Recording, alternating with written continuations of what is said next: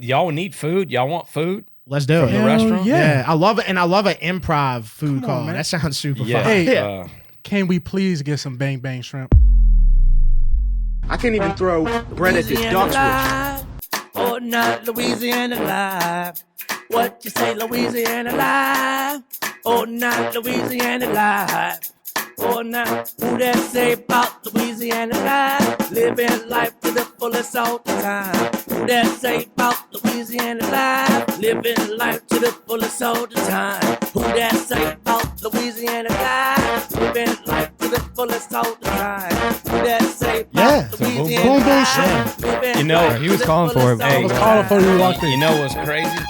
People like Boom Boom Shrimp that's made with half mayo. Even the people that call themselves Hold the Mayo. That's right. Hey, man, sometimes. That and potato salad. That's the only two things I mess with, bro. They got Hold the Mayo sometimes. Yeah, sometimes. Yeah. I got you. But the way that people try to use mayo nowadays, it's like I just got to, I get reminded on why I don't eat it.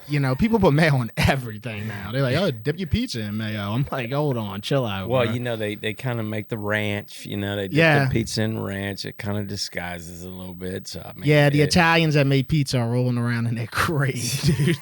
When people are dipping it in ranch. Think about that, man. You ever had it, though? No. It's pretty. Come on, see, I didn't want to say nothing.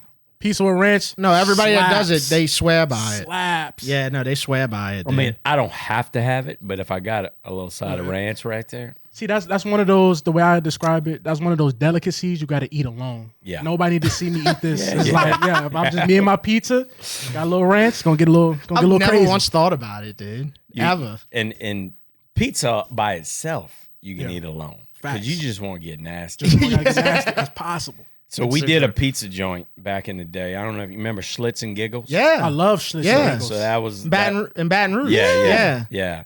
So we did that, and we tried to create... Under the underpass? Yes, sir. Well, that was the second one. The first one was downtown. Okay. Because we had we had the Rue House, and then we had Happy's Irish Pub. Right. And so we had the downtown. We had the two bars. Yeah. And we were sitting there going, all right, people are leaving our bars drunk as shit at 2:00. There's nothing. And honestly, at that time, you couldn't get a pizza by the slice in Baton Rouge, Louisiana, unless you went to the mall. Yeah. And so Jack and I were like, let's do a pizzeria. And people were like, you guys aren't Italian. You don't know. And we were like, what? They said, why are you doing that? It was like, for shits and giggles. And we were like, you know what? Like, let's do old school beer, thin slice pizza. Let's put Schlitz in our dough. I mean, it was just one of those nights, you know, when a good idea comes to you. No, it really sounds like that. It sounds just like one of them nights where you like. That's exactly. I wish I had a better story. I mean, Walk-Ons was kind of the same deal, you know.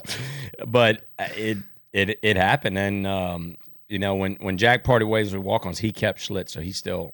Oh, really? Yeah, so hey, is it still in the same location? Yeah, we got the one downtown and the one under the overpass. Okay, right there by Ivar's and all. Yeah, that by stuff. Ivar's. Mm-hmm. Yeah. And then right before that's Benny's car wash.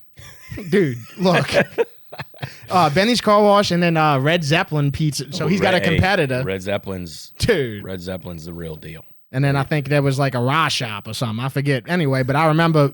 He forgets. Yeah. Well, of course I forget. I forget right at the raw shop. That's when I forget. No, but I remember going down Burbank. It's just the worst. Like I tried to avoid that. The 4 years I lived in Baton Rouge was like going down Burbank. But a lot of times I'd take that right. Yeah. Right there. And I'd see all that shit go down Stanford. Yeah. All the way down to Brightside. Well, Burbank, I mean, it's like where Walk-Ons is. Anytime there's more than a drizzle. Yeah, it becomes Lake Burbank. yeah. And I mean, I can't tell you how many people we've helped pull out of their cars. Really? Oh, yeah. Man, that's how it is on Canal. They've never fixed it. I mean, those people, they're poor things. They'll try to take their little Nissan Sentra or whatever through it. Yeah. And we're like, ma'am, no. Well, a lot of happy people, too. They probably brought that Nissan Sentra a little closer to the water. Like, hey, bro. We just brought them in and got them a beer. We got them a Purple Haze. Yeah. 30 G's on this Nissan Sentra, bro. It's about to rain today, bro. Let's go. That's what they do in New Orleans, bro. They just go put it right there, bro. Oh, yeah. You gotta put it on Nutriground, bro. Gotta put on Nutriground. Yeah. Thanks for having me, boys. No, I'm excited, man. The more and more I thought about this, I was like, bro, this has potential to be a really good podcast just because, bro, you have a great story, you know, and I don't get the opportunity, especially in this house, to talk to like a lot of like business people that really succeeded. You know what I'm saying? Like we've had some players come in here and, you know, et cetera, but like this, like, motherfucker, if you like business, watch this podcast right here because you got a story, bro. Look, man, some people get lucky. You know, I'm very fortunate. You know, it's. I could tell you the other day, it's crazy to think 21 years in the business. I know. I mean, I was a young buck. Yeah. But look, I tell you, especially when I go speak to classes and things like that, man, like, don't be afraid. Like, ignorance can be bliss. Right. You know, I mean, and you don't know what you don't know. And we took a chance.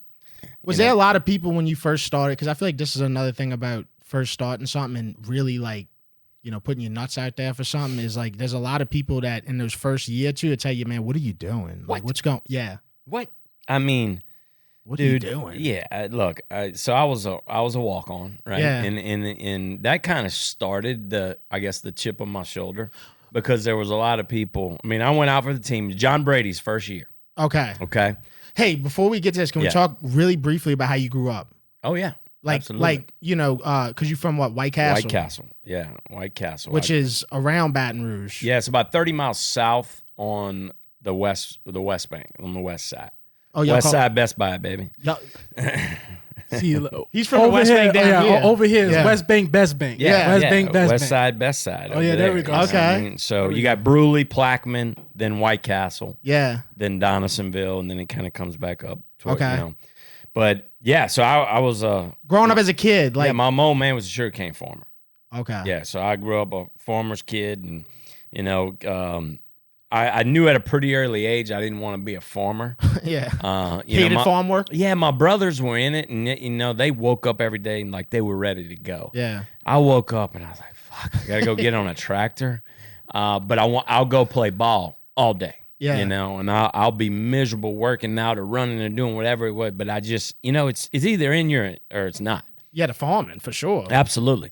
And so, you know, but look, the work ethic was instilled at an early age because my old man never let me sleep in and stuff on the weekends. You know, I mean, if I didn't have practice, if I wasn't doing anything, he was like, come on. Yeah. Got it. Let's go. That's how my dad was. He couldn't stand to see me play the Xbox. No. And I never really did. And that wasn't in my DNA, but man, he had me, you know, drain cleaning and things like that out in the fields. I mean, it was, it make you realize real quick, let's go to school. He was one of those guys that he's one of those dads that always had something ready for you to do. Absolutely. And look, I was born late. So my mom and dad had 4 kids, 17, 16, 15, 10.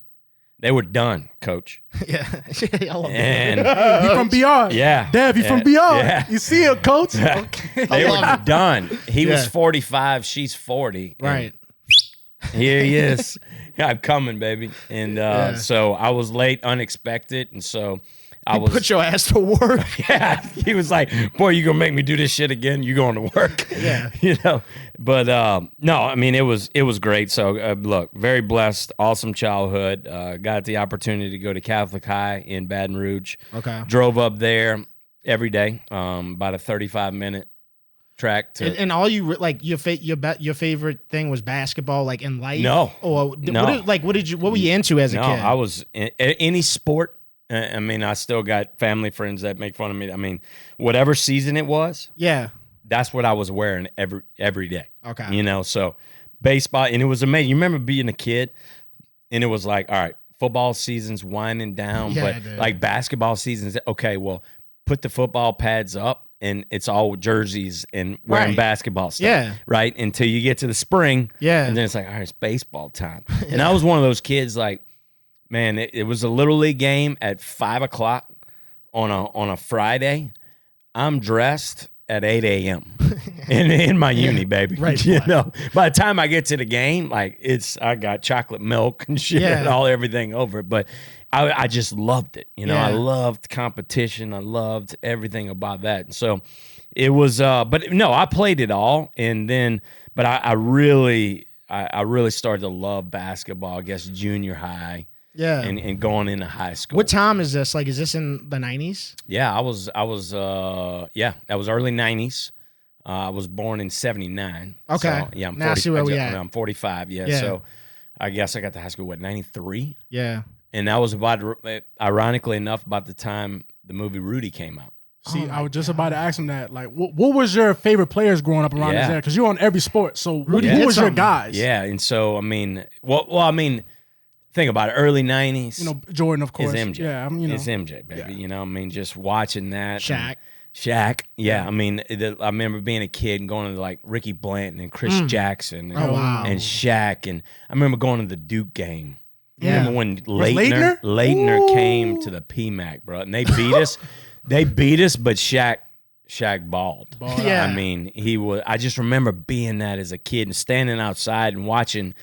That was the first time, you look at guys on TV and the point guards are short, right? On TV. Yeah. And then I remember walked outside in the first time and I see Chris Jackson walk out and he's 6'1". Yeah. And I'm like, damn. Yeah, that's still like that's, I don't see a 6'1" dude alive. No. Yeah. But I just remember that very vividly as a kid. I was like, okay, he's not that short. Right.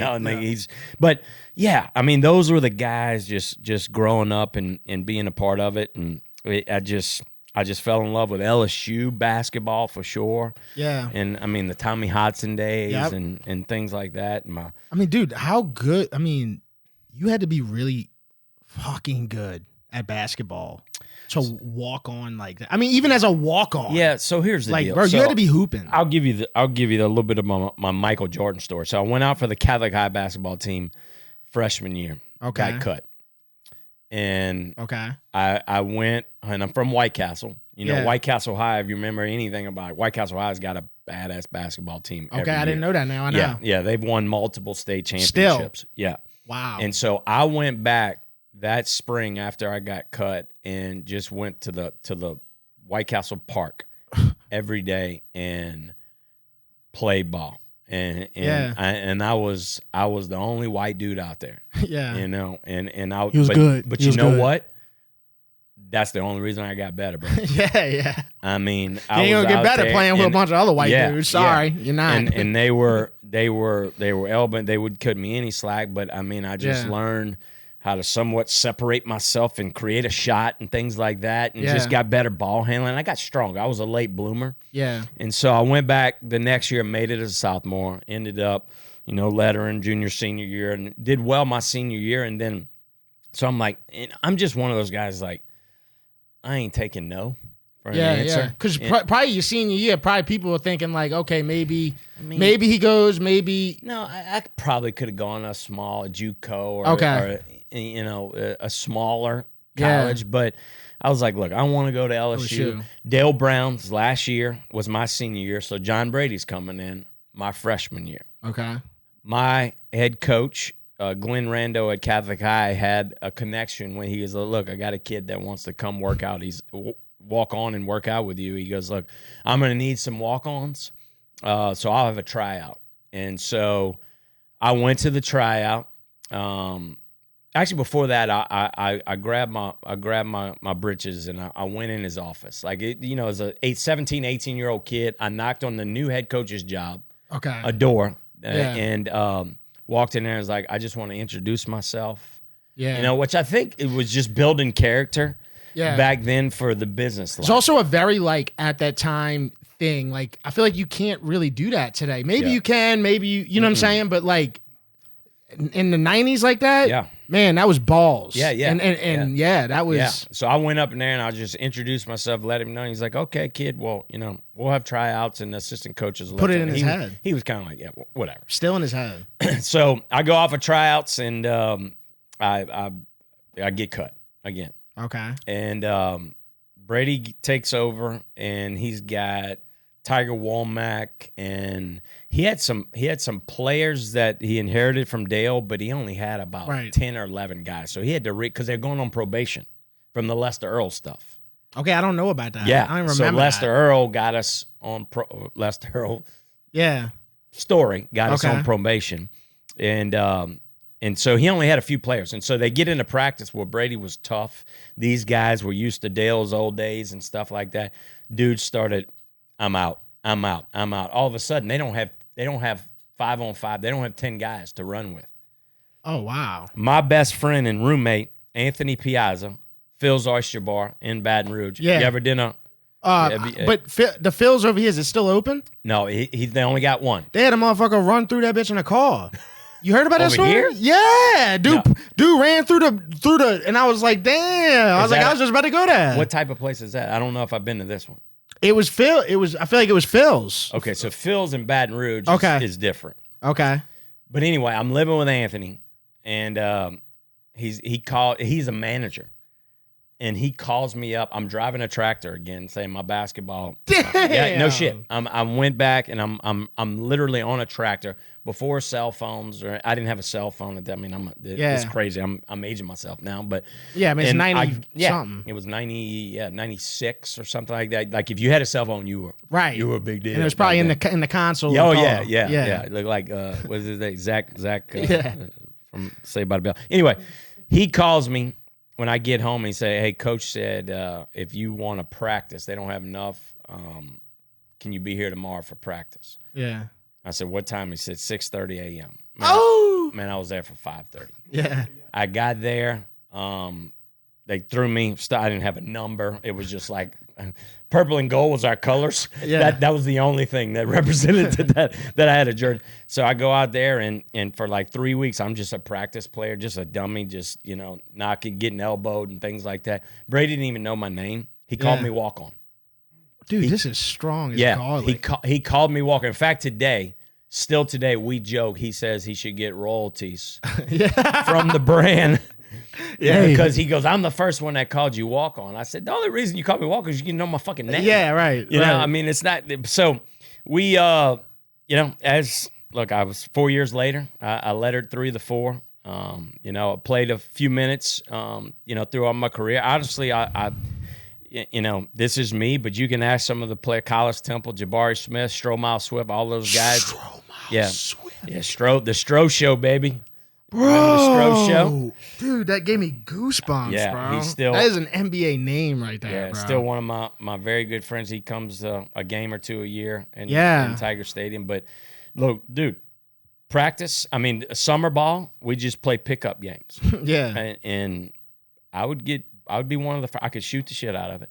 Yeah. I felt like I was so young, so I can't and I'm pissed. Like in my head, I'm pissed right now because I can't capture. Don't matter who you would tell me about, Stromile, you, whoever. I can't capture the memory in my head to remember what was going on. I was about to tell Justin, bro, pull up a picture. I want to see Brandon Landry. I want to see all of it because what year was that? That was 1997 to 01. See, I was watching WWF. Yeah, you got to see if I got any stats still on there.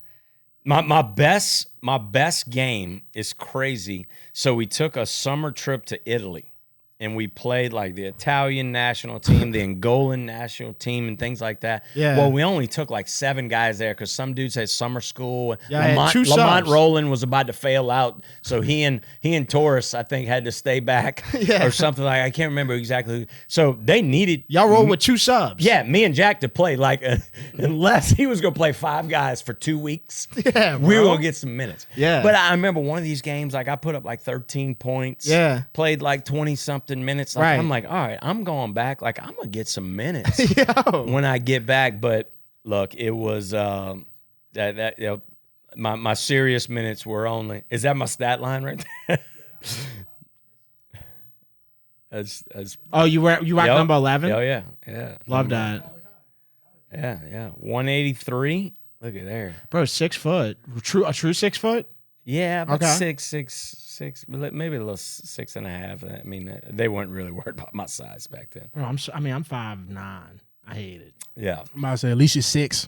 Yeah, if I could redo life, put me at 6. You know what I'm saying? What would you take away? Is that the bio? 6 there? flat. What would you take away though? You got to take one thing away from your regular life. Okay, take away. Yeah, you gotta take something to get some. All my bad habits. That would it's hard be nice. to believe that's I'd like to take away all my bad habits to be 6 foot. 25 years ago now. I know, but that's messed up because time flies too fast, bro. Because at that time, this time you're talking about, I know exactly where I was, bro. I was sitting in front of the TV watching WWF. So 1997, 98, 99. How old are you then? I was born in 92, so shit, you're 5, 6, 7 years old. I mean, dude, but I just turned 32. I'm getting old too, dude. Look, before you know, I turned 45 last week. I mean, it happens. I mean, we could talk about that for hours. It happens. How that works out, because I don't even understand it, because it gets quicker as you. Yeah. Do you feel like does everybody generally feel like that? Okay. Especially like when you get kids, man. Yeah.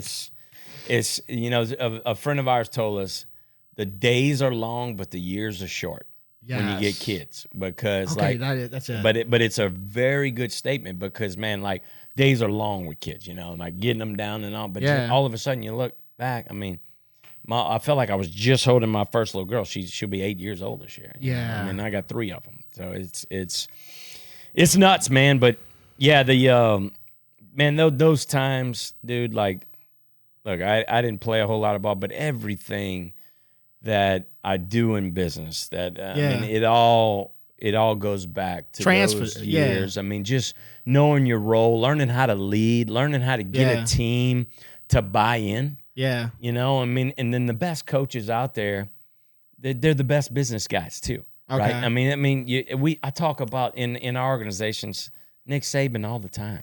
Oh yeah. I mean, that dude, he builds an organization. First of all, he goes and gets the most talented people in the world, players and coaches. Yeah. Right. Yep. He gets them to buy in to his culture and his philosophy and how he's going to do it. And it's all about the little attention to detail. Yeah. And if you do all these little things each and every day the right way, then it kind of explodes into a 1-game win, a 12-win season, right? An SEC championship, and that the best coach of all time. Yeah, I mean, it's just it's so crazy how the great ones, and then players too. Like you hear these Kobe stories, like right. Crazy stories. I mean, the dude was balling, shooting by himself till 4 a.m. Yeah, like it always adds up. Yeah. It always adds up. Yeah. And so, dude, I want to play at LSU. Absolutely. Yeah. And I got so frustrated because I knew I could be out there. But I also understood, okay, this is my role. Yeah. After a few years into this is my role is to be a contribution to the team to make it better. I won't show up in the box scores, as we just saw.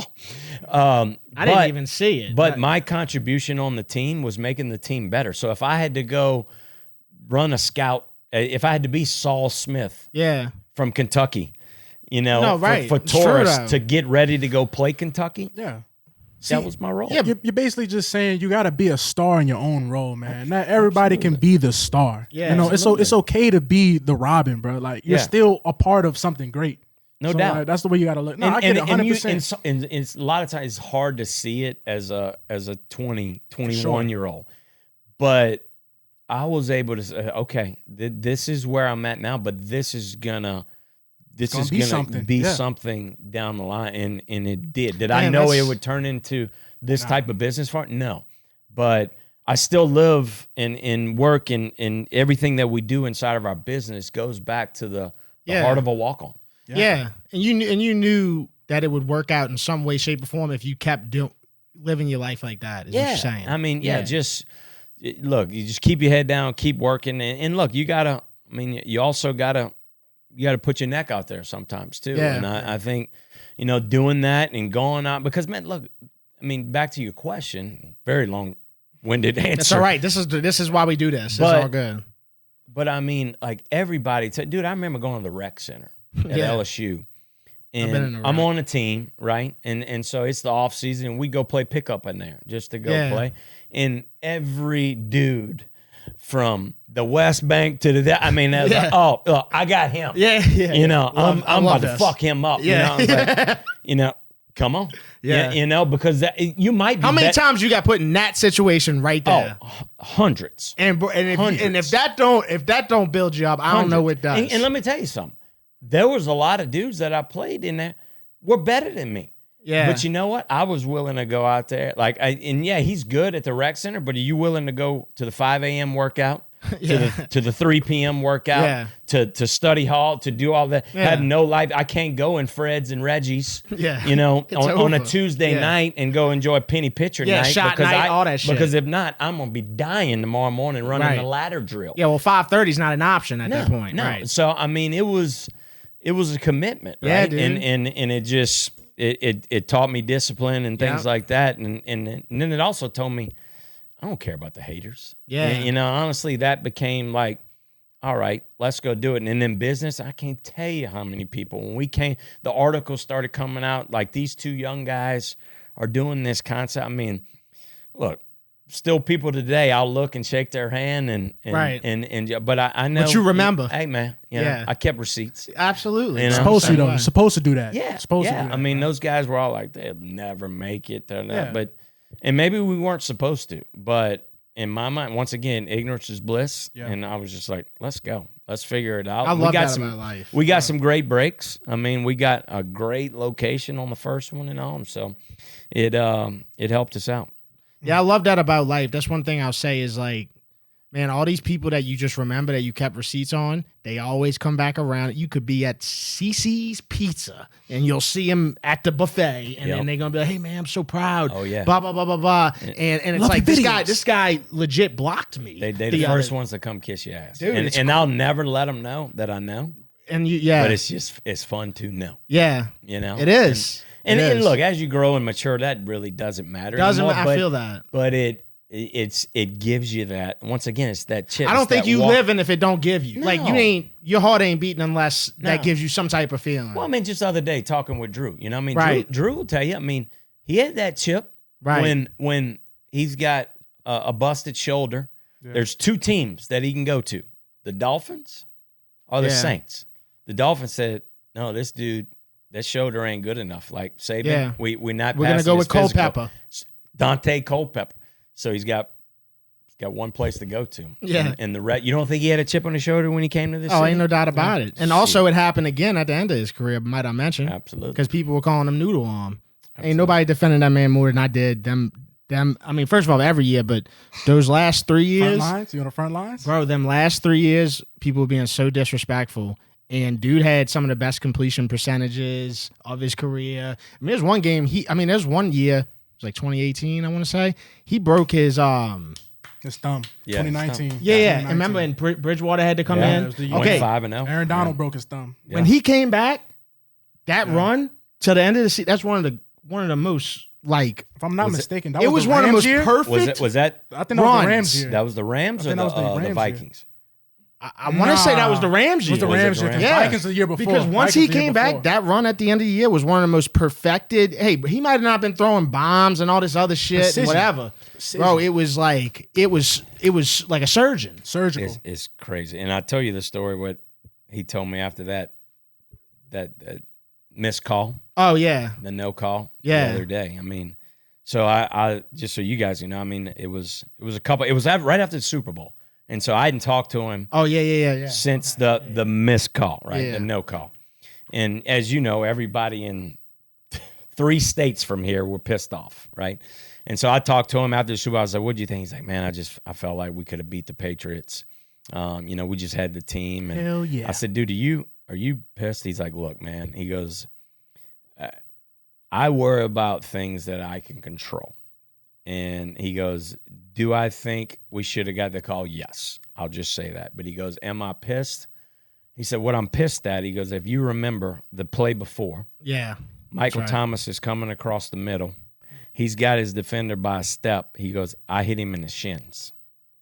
He goes, if I hit him in the numbers where I'm supposed to hit him, he walks in the end zone. We're not even talking about a no call." And so I told you the other day, I was like, man, that's when I looked and I said, okay. Yeah. I'm starting to notice people are fucking lazy, bro. Especially with getting in that kitchen. It's a lot of people, they tap out just on doing the dishes. Just getting the dishes clean to cook something. I'll be tapping out at that level. And that's why the scientists at Camellia came out with beans for 2. Because this is a quick deal. I mean, you could make this once a week in a pot, whatever clean pot you got. It's fucking quick. Watch whatever you want on TV while it's cooking. It's not requiring much effort. It's bare minimum effort, but it's first class results. You see what I'm saying? Somebody asks you, hey, can you throw together some red beans? You don't even have to think about it because you just got to go grab one of these boxes. Once you grab one of these boxes, it's over. Well, you could do it all. Yeah, I can make red beans. Motherfucker, what you think? That's how I'll be. Yeah. Just knowing I got a box of beans for 2, you know, in the cabinet. Yeah, I can make them.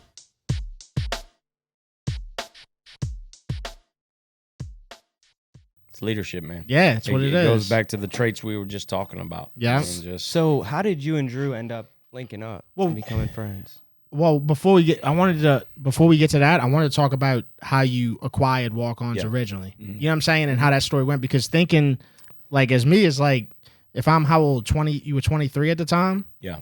Okay. How do you even come up with not only the nuts to go do something like that, but the money? Like what? So I'm finishing my basketball career. I think it's my junior or senior year. At this point, I figured I'm probably not going to play in the NBA. Oh, you still playing at LSU? Still at LSU. Okay. We just got our ass kicked by Tennessee in Knoxville. Yeah. We're getting on the plane coming home. All the starters, everybody that played, sleeping. Jack and I are sitting on the back of the plane, wide awake. We hadn't played a second. Yeah. And they got those little bev naps on the plane. And, man, we just started talking. It's like, man, we ought to open up. Like, in Baton Rouge, there's no, like, great sports bar that we could do some Louisiana cuisine. We could do some red beans and rice. Yeah. You know, I mean, we could do – and so we started doodling on a little down. And I was like, man, we could put this, you know, the coach's corner here and the bar here.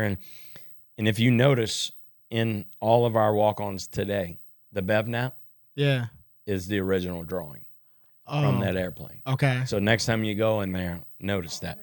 Anyway, a lot of people don't realize that. No, I and then on the back, I didn't know the story, so I didn't. Yeah. On the back of it, it says, "Cheers to your dreams. Write it here." And so I can't tell you how many pictures of people that have sent, or like they'll leave it with a bartender, say, "Can you show that to Brandon? This is my dream," and things like that. Damn, it's pretty cool. So that's cool that we've inspired some people. Anyway, we come back to LSU. We're in an entrepreneurship class, and you got to do a business plan. And actually, Jack was enrolled in the class, and he's like, "Hey, dude, let's do it together. We could do it on Walk-Ons." And I'm like, "Yeah, let's do it." And so I got in. I almost became like a sit-in student, and I got to meet the professor. I said, "Look, we want to do this," and he's like, "Oh, you serious?" So we put the business plan together, do it. We get a C on the project. Okay. And Dr. Robert Justice, he said, "Look, it's not necessarily the idea, but you need some help with the business plan." So, look, we worked on it. We started getting together, man. We actually worked with him trying to perfect the business plan. That's pretty fine. Okay, we got a business plan. Now let's see if we can go to a bank and get some money. So one thing they don't teach in school, at least back then, is, all right, what do you do about starting a business? They tell you finance and all this stuff. Yeah. But, I mean, permitting and understand really how to go get money. Yeah. And start a business 101. Like that should have been that. Absolutely. Wasn't that for me? And so we do what we think we should do. We put our little manila folder business plan together, go buy some cheap suits, walk in a big bank. Yeah. And you know, look, dude, you can about imagine what I look like at 23 years old. I look 3. Yeah. And so I'm walking. It's a good thing, bro. I'd be very, I'm walking in the bank, and look, we had these big dreams, right? We weren't trying to go rent a little piece on a strip mall and nothing against that, but it was just like, look, man, we want to go build a big restaurant. So we're walking in there asking for a couple $1 million. Never opened up a restaurant before. I mean, we started working at different places, Chili's and Rufino's and the Chimes and Mike Anderson's and things like that in town. And the banks were like, "Oh, yeah, it's great." No. No, we can't take that risk. Restaurant business is risky in itself. And you two young knuckleheads, like, you have little to no experience. Yeah. Why don't you go work at some places before? And we're like, okay, thanks for your advice. But no, we're going to keep going. So we went to bank 2, 3, 4, 5, 6. They all went, no. What were some of these banks? Like the big ones. All right, Capital One.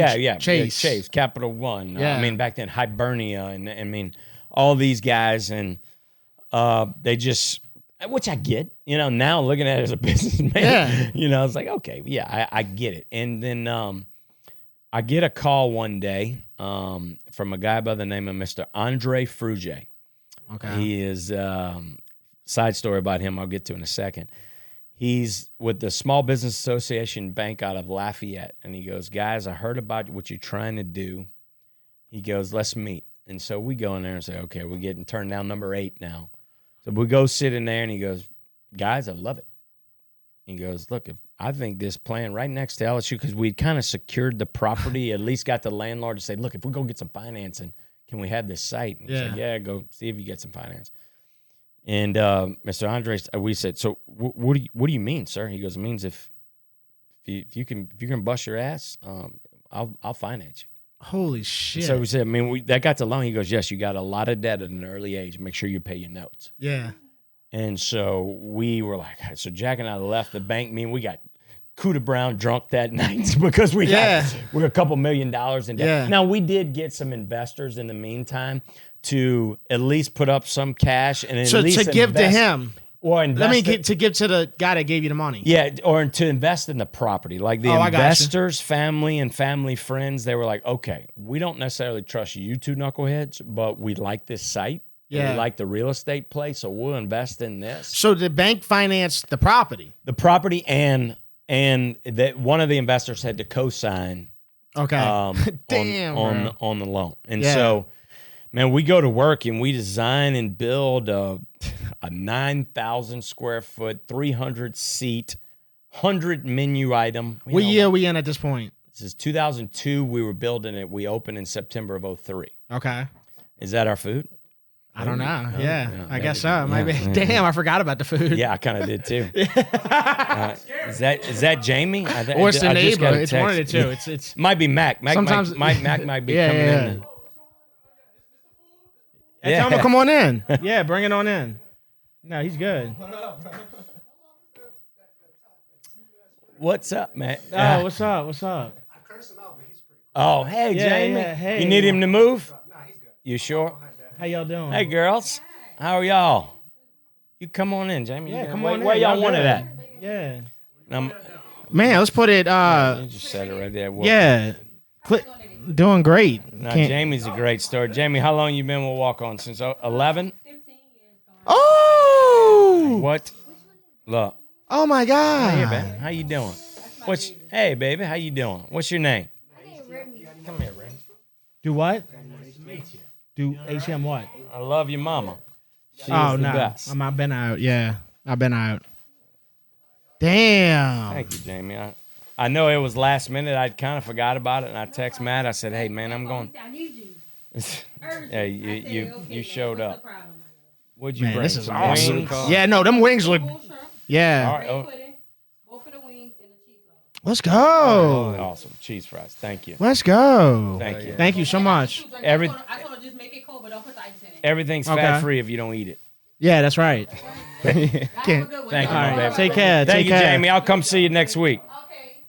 Damn. But, yeah, isn't that great? 15 years, man. It's awesome. Yeah. 15 years. She probably got in 15 minutes, too. I mean, I'm serious. I mean, she pulled up. Hey, I wanted to tell you, his brother, Justin's brother, how long he been working at Walk-Ons, you think? Long time, man. Who? Close to 10 years. Cody Saint Germain. Cody Saint Germain. You know Yeah. He run. Where's my he? brother, yeah. Yeah, where's he? He's opened up a lot of walk-ons. Yeah. Now. I think he's up in Huntsville now. Yeah, I didn't know that, man. Yeah, dude. Yeah, and that's What a small world. Yeah, so That's crazy. After Katrina, so I'm from St. Bernard Parish and lost the house in Katrina. I evacuated to the North Shore, and first person I met was his brother. No we in way. home run. Remember how homeroom used to be like? Oh, yeah. You know what I'm saying? Went by like your last name. Yeah. Yeah. Snow Saint Germain is the first dude I met, and he's been doing my camera work since the existence awesome, of it. man. Yeah, That's awesome. Cheers to that. Yeah, man. no, Tell for your real. brother I said hello. I hadn't seen him in a while, man. Oh yeah, he's gonna love this. Yeah, he's gonna love this that's so because he even hit me, or he hit him up. What did he say after or was it before the review or after review? What did he say? He was upset about the review. Yeah, and he was like, dude, that would never happen. He where came I'm up at. in the kitchen. That's yeah, what he his came first up thing in the he said. kitchen. He was like, Boudin Ball should have never left the kitchen. No. Yeah. Give me the whole breakdown. I love it. And look, that's the type. He loves that shit, when you man. go back to the walk-on mindset, right? Like that's what we've hopefully instilled, especially the ones that have been there a decade. Right? Yeah. It's more than burgers and beer, man. Oh yeah. Like it's a lot about the family, culture, man. It's a That's culture what I deal. realized. Like that was one thing. Like I didn't know a damn thing about the restaurant business, but I knew how to be a good teammate. yeah. And I think that was important as we started building an organization. And so back in those early days, it was like, all right, here we go. Oh, right. dude. And man, we did so much shit wrong. I mean, the fact that we're sitting here today, have at it, brother. It's crazy, but I mean, it only happened because of the team mentality and the things that we were doing aside from the X's and O's of serving food. So I got a question. So like when you start expanding, yeah, and you know when you're hands on, you can really instill the culture and you can really have it how you want it. But when you're expanding and you got all these restaurants, how do you keep that culture going? That's the toughest part, right? And kudos to the brands that do it, right? When you think about that, you think about Chick-fil-A, you think about Raising Cane's. Yeah, Cane's. You know, Todd's one of my best friends in the whole wide world. And hey, did y'all go to? Are y'all the same age or anything? No, he's 7 years older than me. Okay. And Todd went to Georgia. Okay. A lot of people don't realize that. No, I didn't know that. Yeah, Todd went to Georgia, and he ended up working and eating at a place called Guthrie's that served chicken fingers all the time. Okay. And well, he had a similar experience though with like his present- C. Yeah. Yeah. He got a C. Yeah. Oh, he got a C? C's not bad, kid. No. It's not bad. No, my dad, he loved when I brought a C home.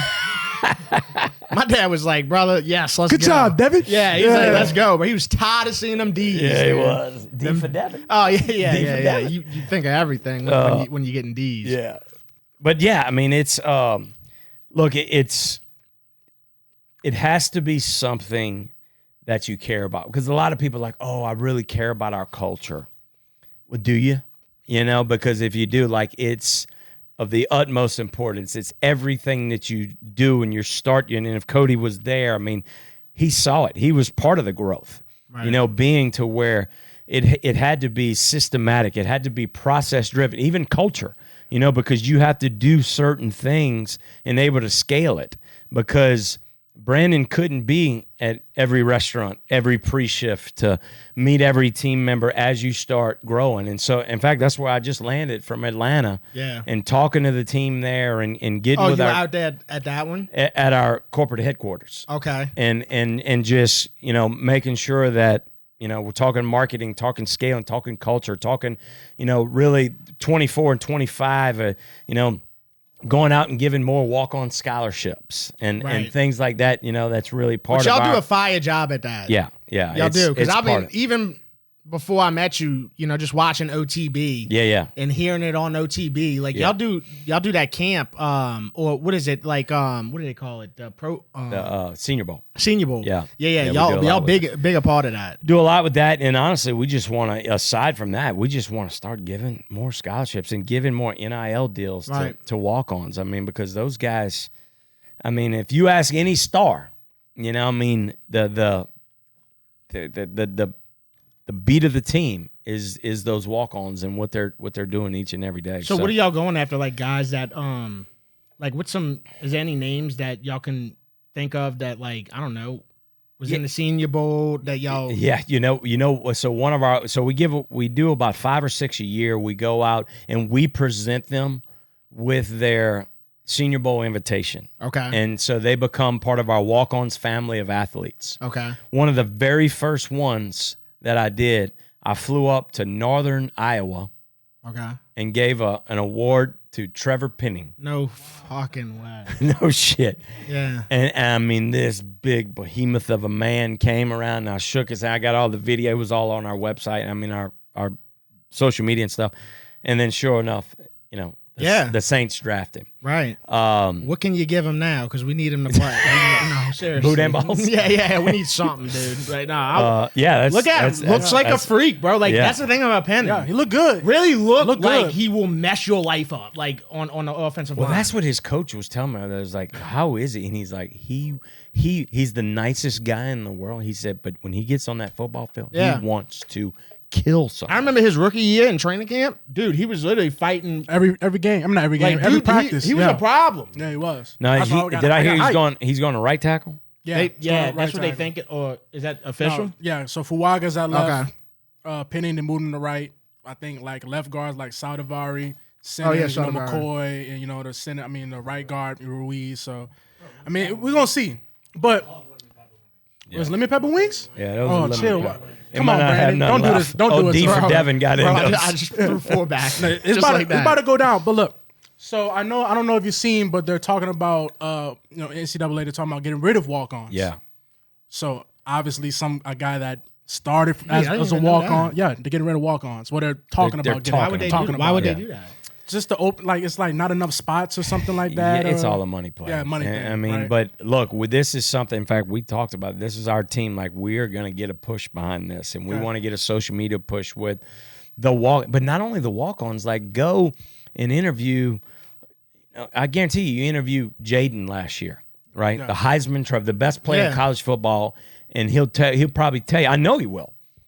How important the walk-ons were on that team, running scout. Yeah. For like that, for shit like that. I mean, and also the culture. Yeah. I mean, everything a walk-on does. Once again, it's not going to show up on the stat line, but these are the guys that are making these decisions that have no idea what the F is going on internally as far as culture and what a walk-on brings to a team. That's what frustrates me. And so, man, we want to do as many things like that and just, just to bring up the attitude. I mean, there's so much stuff you see out there that's negative. Yeah. I mean, like these are the things that we want to be able to do. Yeah, and that's what I was gonna tell you too, man. Like, I just went. I went to Bromart the other day. I saw that one. That was, and I love Bromart. I know the dude that runs the social media and all that. Of course, I didn't tell him I was coming. None of that because you didn't tell me either. I don't do that. I just don't. It would ruin didn't know everything. Yeah, exactly. That too. But also, even if I knew somebody, I know a bunch of people that own restaurants. But ain't it funny how things happen? I know. Know you know. This is how it should be, though, bro. Yes, Seriously. absolutely. And remember, and I even says, like, you reacted great. Bromart reacted great. Like, just Good. like, could have been like, whatever. And I don't think that I necessarily, like, if I love a place, I'm never going to, like, drag them. You know what I'm saying? Yeah. But I'm going to say some things to where people watching on the video and they might be like, hey, that's not a great of a review. Yeah. Like, they may say that, you know. But if I really love the place, I'm going to let you know before I go walk in there that I'm hyped about it. I've always known about Bromart. I've always known about walk-ons, et cetera, et cetera. But I think I won't cut you off. But I think you build up to the point where people watch your reviews, bro, and they know like you're gonna get 100%. Absolutely. Like they know you're not gonna sugarcoat nothing. So it's not even about like, just getting bad press. It's like I'm being real. That's why people like it. Yeah. Yeah, and I also find that like the way that you responded, because the first thing Brandon Landry told me was, hey, man, I'm glad you did it. I remember looking at my phone like, man, fuck, boy, that boy's a winner. Like that. This is how it went down. I mean, I saw it, and then I got like 5 or 6 texts. My good buddies, Kyle Orso and BG Lanwan, and all these guys are like, hey, you saw this? I was like, yeah, I did. And so I said, but it's okay. And he's like, one of them said, you pissed? I was like, I'm good. And so I text Hester. I said, hey, man, you got Devin's number? And I don't think Hester even knew. Yeah. That, he hadn't seen it yet. Yeah. Yeah. And so I texted you, and I was like, hey, man, I saw you came. I don't know exactly what I said. But and you were like, man, I'm so sorry. I hate it. I was like, no. Yeah, pain me. Look, if I sit here and worried about, and defended mistakes that we've made over the years, we wouldn't be where we are. Yeah, you have to own it, man. Like, and look, I saw it. I saw the Boom Boom Shrimp with hundreds of gallons of mayo on there, and the boudin ball or half a boudin ball, kind of kicking out the side. You know what I mean? Like that ain't us. And look, Jamie that just dropped off this food. Like, she's one of the man. Like they owned it, right? Wait, she's one of the ones at New Orleans. Yeah. Oh, okay. Yeah, and so I called Kyle and Matt and the team, and I was like, man, did y'all see this? But I was like, look, man, I want to invite him and not to, pay you out of there because it's more of a like, let's talk. Like I want to show, like we're human. Well, you saw how I rolled up. I rolled up by myself. Yeah. No, I don't. Yeah, somebody invite me to lunch, that's how I come. Yeah, man. I mean, it's and so I look, we are gonna make mistakes, especially in our business. I mean, because in the food business is probably the most unforgiving business there is. Like you can come and I can have a guest come 10 times. Yeah. And 9 times I blow them away. Yeah. That one time, that 10%, they may never come back. Yeah. And in baseball, if you bat 300, you make the Hall of Fame. In the food business, if you bat 90, you're out of business. Right. And so look, you got to own up to your mistakes. You got to do what's right. And we're better for it because of that. Not just your review, but I mean, other things. I mean, we get comments. We track our social media, all the comments and our Yelp and everything like that. And yeah, at some point you can't keep making the same mistakes. Then you got a problem. But every now and then, you know what? You need a little gut check. Just comes with it. You need a gut check. Yeah. More success means more opportunity for somebody to come in and say, hey, you weren't successful at this. Absolutely. Or whatever the case may be. Absolutely. Well, your question was, Drew, do you want me to? Yeah, get back to Josh. My bad. Yeah. So it was a 30-minute interval, but here we are again. Yeah. So 2013, 14, something like that, we had opened New Orleans for a couple years. I get a call from Chris Stewart, Drew's marketing agent. They had just did a little event upstairs at Poydras location.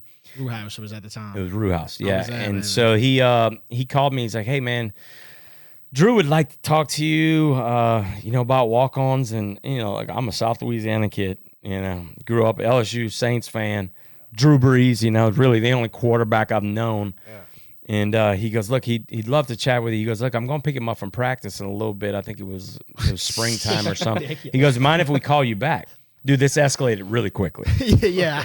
And so I'm like, sure, Chris. And so a couple hours later, I get a call from Chris. He's like, hey, Brandon, it's Chris. I got Drew in the car with me. And Drew's like, what's up, Brandon? I'm like, hey, Drew Brees, what's up, man? Yeah. He's like, look, man, mind if we sit down and talk? He goes, I love what you guys are doing with walk-ons. He goes, I'm kind of thinking life after football now. He goes, This is in what year? This is 2014. So he was looking, shit, at that point, 7 or 8 years ahead. Damn. Yeah. That's Drew for you, right? Lord, the preparation is incredible. Yeah, and he's going, I would love to invest. He goes, look, if I were to do my own sports bar, he goes, I'm from Texas, but I kind of consider myself a Louisiana guy. Yeah, now. no, he's from Louisiana. Yeah, that's how I'm you told him that the other day. Yeah.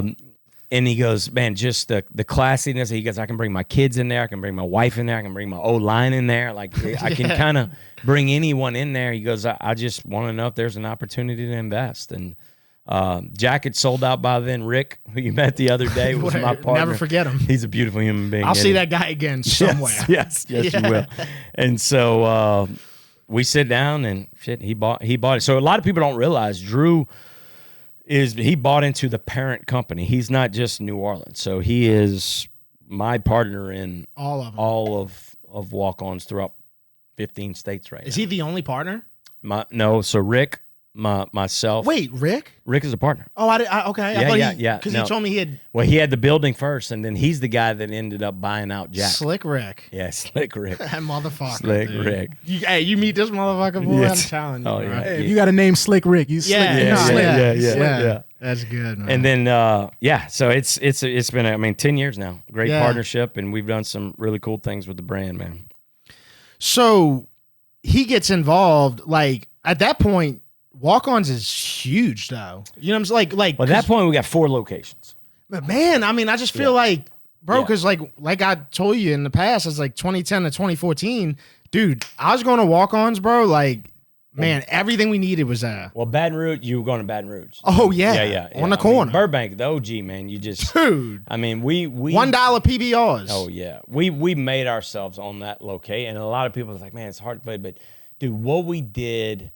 And once again, being young and inexperienced was a con, but it was also a pro because we were like, let's throw a party. Yeah, like, at 23 years old, I mean, like game days. Yeah. It was like, game days. Well, the budget's like, fuck the budget. Like, let's get, Lazy K.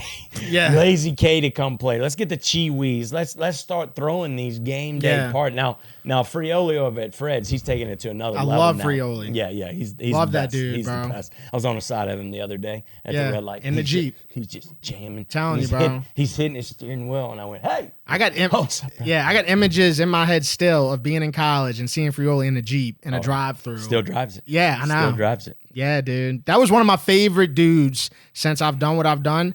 that when I went to, because I'm good friends with Jason, who manages, one of the first dudes that ever sponsored me. Oh, really? Yeah, so like I'm super loyal to Jason. Yes. You know what I'm saying? Jay's awesome. Yeah, yeah. And Frioli came up to, I'll never forget it. I was at Midget Wrestling. I don't even, can you say midget anymore? Anyway, I was at Small You're the editor, People bro. Wrestling. You're the No, I'm editor. not editing it out, bro, because come on, bro. Well, you want to go, what's better? I think that midget's better, right? I don't know. put a anyway, caption. yeah, so I was there and Frioli was there and she's like, man, I've been listening to your podcast. I was like, bro, hold on. I said, stop right there. So, bro, you know how many times I saw you when I was in college? Like, dude, just looked like the coolest dude in Baton Rouge, bro, hanging out the Jeep. Still is. Yeah. Yeah. I don't even know how old Frioli is now. But I know I don't think he ages. He can still rock hair down. And, Yeah. You know, Might be immortal. He He might be immortal. Him and the Jeep. He might be. And he'll still work that bar till like 2, 3, 4 in the morning. I mean, it's amazing. He's my idol, man. I love him. I got another buddy that's been at Fred since we in 2024. I have a buddy that's been there since 2009, Darren King. He's still there to this day. Yeah. It's crazy. That's crazy, man. Those guys, you talk about, that's a cult. Yeah. Fred's life is a cult. Yeah, and they love that wrestling, too. That's why I connect with them, too. They love watching that wrestling. Yeah. I never forget, they all went the year that Undertaker lost the first ever WrestleMania. Oh, wow.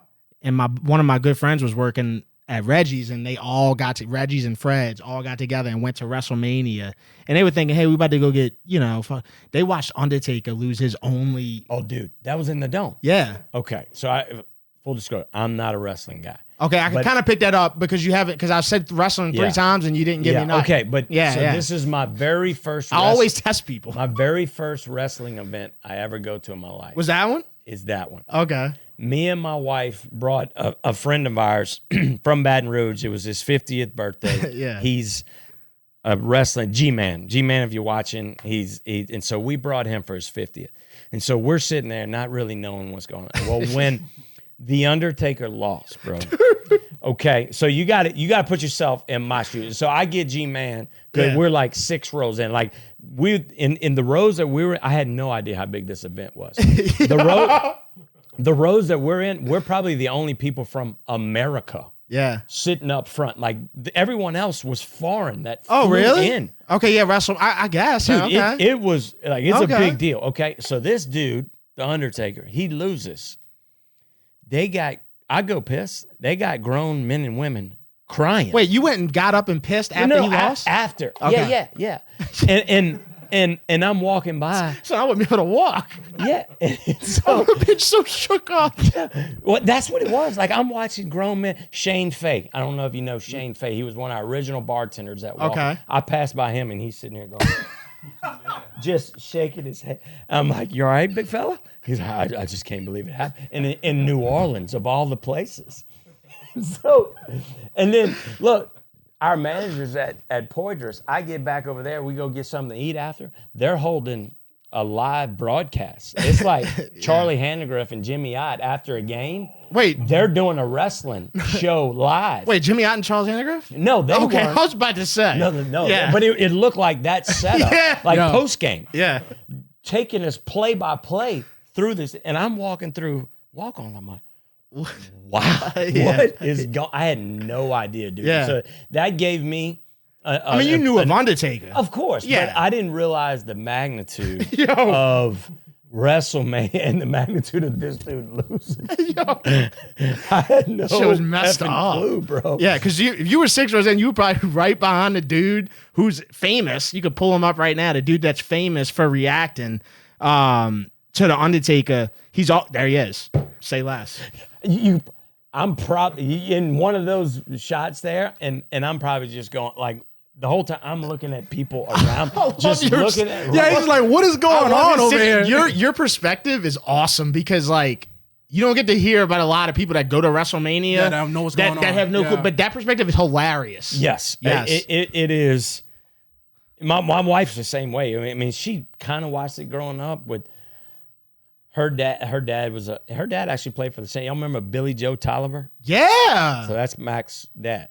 So that's my father-in-law. Okay. Oh, Big Red? Yeah. No, I mean, I was born in 92, so the first Saints games I ever went to, he was playing. Yeah. And then it went to Kerry Collins. You want some stories? You get him on this podcast. Billy Joe, dude. What? Now, you probably going to have to edit a lot of stuff. Yeah. Oh, nah. We'll keep it raw. We'll keep it raw. Dude, literally, he's probably the first Saints quarterback I ever went and saw. My stepdad brought me to go see him, and then literally Kerry Collins came in, I think, like, I don't know, a couple years after that, and the first jersey I ever had from the Saints, dude, my stepdad bought me a Kerry Collins Saints jersey. No way. I'll never forgive him for that. So good. I mean, he was drunk. So good. He was drunk. He wasn't even. I don't even remember that name. Yeah. No, Kerry Collins was the guy who wound up going to play for the Giants. Oh, yeah. And he wound up playing, I think it was the Ravens in the Super Bowl or something like that. Dude, but I had his college football card. Yeah, shout out Kerry Collins. Penn State or something. You got a Billy Joe Saints picture up there? Pull him up. Yeah, pull him up. Billy Joe Tolliver. They had two Billy Joes. Yeah, huh? Tolbert. Remember, it was the team of Billy Joe. They were both on the same. There he is. Yeah. There he is. Bro. He's a Texas Tech Red Raider. Bro, let me tell you something. You could let him know that that's the first Saints quarterback I ever remember consciously seeing. I definitely will. I'm dead ass serious. Thank bro. God my wife looks like a center. Because that was before Werfel, right? Looks like yes. Yeah, Werfel was like 97. They played together because he and Werfel were tight just from their years here. Okay. But you see that stick in it? That's what he does now. He's unbelievable golfer. I can't beat him. Looks like Andy Dalton played left tackle. yeah, that's pretty funny. That's pretty funny. That's too good. Yo, so the golf, man. I tell you what, bro. Oh, Drew was on your ass about your swing. Well, I done played 4 times since then, so you have to get what you got to do is play in the Zurich Pro-Am with him next year. I don't know how to get into that. Well, I mean, we'll get you in. Oh, now, Slick Rick. Yeah. Slick Rick. Say less. Slick Rick will get you in. I'll write him a letter. Yeah. Well, he'll watch this podcast. Okay, cool. Yeah. Rick, you got to get me in that, bro. Because, I mean, I've heard some shitty golfers playing in that. Oh, yeah. Yeah. Who was it a couple years? Brett Favre or somebody like Ronnie that? Lamarck be playing in that. I know Ronnie. He was in the hospital room when I was born. He's all right. Yeah. You know, I mean, he's good for his age, you know. He's good for his age. Isn't the Zurich on the West Bank? Yeah, Avondale. Huh? I was working at TPC. I was working at the radio station. Yeah. No, it's fire. I went to the TPC the other day. It sounded fire from what I was listening. I'm like, damn, it sounds. I never had a bad time. You know what y'all need to do, because we do the big walk. We do the walk on 17th hole where the par 3 is. I've been the last couple of years. Y'all should come do a podcast from up there, up top. Yeah. So I'm gonna tell you, I went. Let's set it up next year. I'm down. I went last year, and I'm gonna be completely honest with you, dude.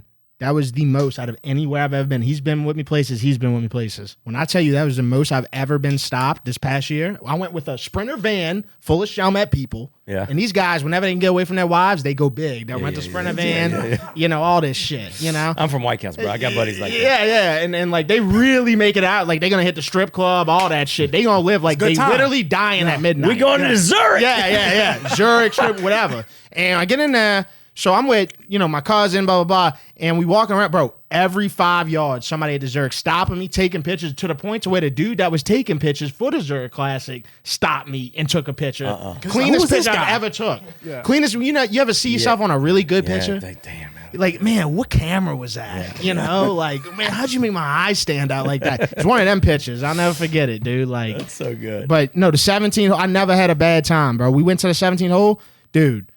The sheriff from Saint Bernard Parish, you name it, they all coming up to me. I'm like, damn, bro. Well, we got the air conditioned tent, we got the bar in there, and so we set it up kind of like a little tailgate. Yeah, and that was my deal when I talked with Steve Worthy, and I was like, look, I don't want it to be stuffy golf tournament type of deal. Like if Walk-Ons is come and do something, we got a DJ, on the pad, so the players walk in, but through our deck. To get from the 17th green to the 18th tee box. And so we play music that they like when Roy was walking through, they were playing like Irish music and stuff like that. So where was he at when he sang the I think they were up I had left by then, but I think they were up by the 19th hole, the Big Ten at the entrance. Oh, where the party's at and shit. Yeah. Okay. Yeah, I didn't go to that either, but I heard about it. Didn't they have like a band playing? Like the Killers? I think it was the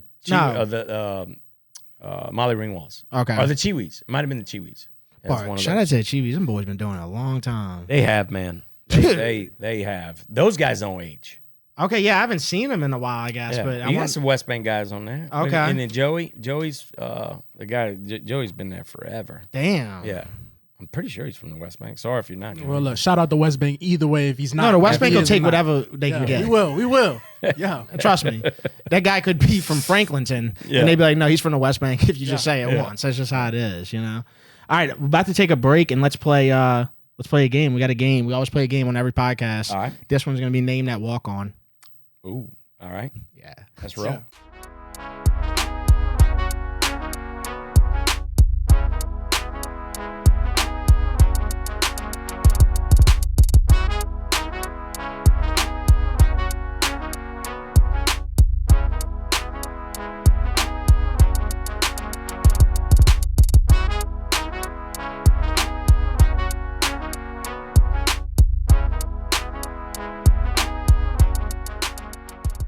What was that moment where you kind of feel like y'all are breaking through?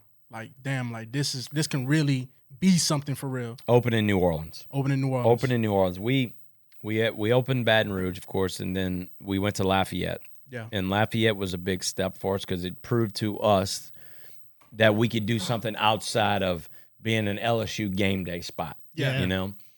And then Rick buys the building on Poydras after Hurricane Katrina. Nobody, I mean, it was Smith and Walensky's that never I know opened. he got a deal. Opened back up. Rick buys it and is like, I know all right. Rick got a deal. Yeah. Slick Oh, Rick. yeah. Slick Rick. Slick Rick. Brother. Yeah. That's like the guy that bought this place. Yeah. 140 grand. Okay. Yeah. Okay. Rick calls me up out of the blue. We have a mutual friend, and he's like, hey, I got this building. I'd love to do a sports bar. And he goes, I hear you guys got one. And I was like, man, look, we're doing Lafayette, right? Like, we can't get over our skis here. Yeah. He drives to town. Rick not taking no for an answer. Yeah. He drives to town and is like, look, I got this building. Let me taste your food. He's like, you need to be in this building. And so we go back next week or so, look at it, and he's like, let's make this happen. So thank God we did. Yeah. We opened up New Orleans in 11.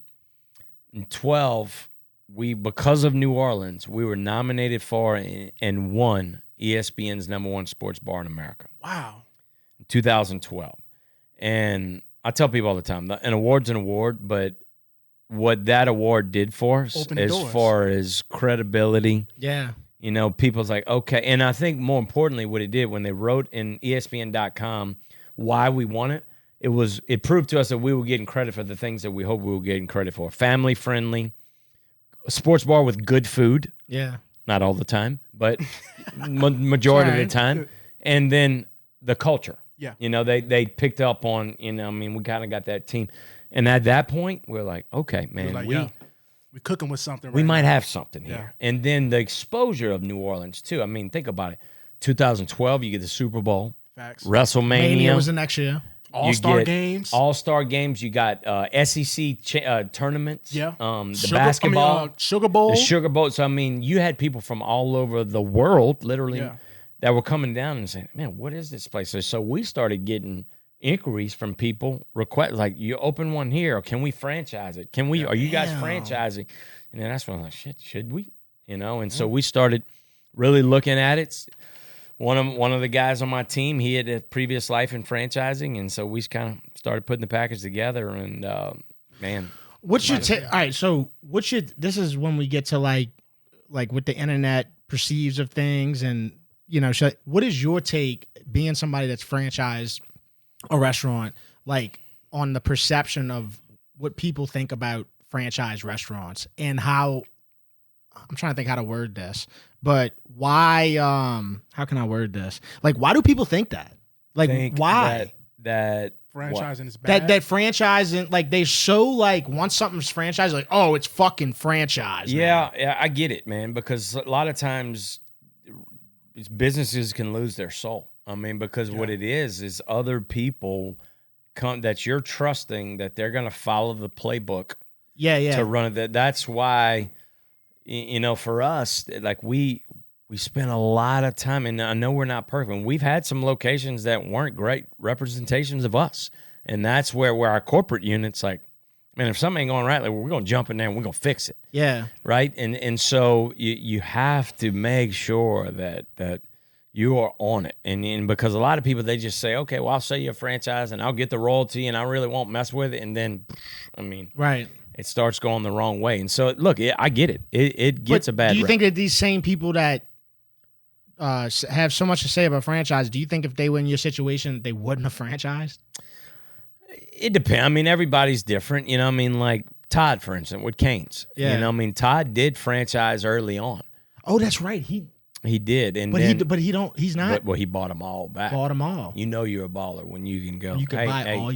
I'll buy your 50 stores back in Phoenix and your 80 stores back in Columbus, and yeah. He owned all his buildings. So he bought them all back, but Todd, and he'll tell you he's a control freak. He doesn't like anyone else doing something that the way he doesn't want it to be done. You know, I love having teammates. I love having business partners. Right, I mean, we got some great business partners that are, have bought into us. I mean, they're spending millions of dollars to open up a Walk-Ons. Like, they don't want to do it the wrong way. I promise you, right? Yeah, and so they want us to, like that was our meetings today, just making it like, all right, we got some opportunities here in this market, Like, let's go give them more resources just to make sure they get back.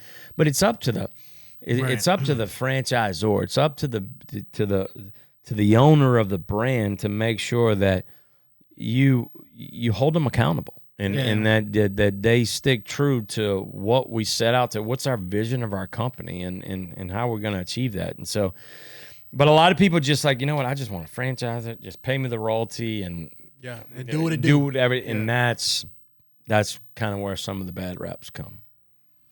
Yeah, I mean, dude, it's crazy because like I said, man, like I've always, even when I went the other week, like Walk-Ons to me has always been like a vibe. Yeah. You know what I'm saying? Yeah. So like that one day that I went in there, I'm expecting like, I'm just telling you what I'm Especially expecting. on a game day, right? Yeah, no, I was just expecting like not that music, you know what I'm saying? Or whatever the case may be.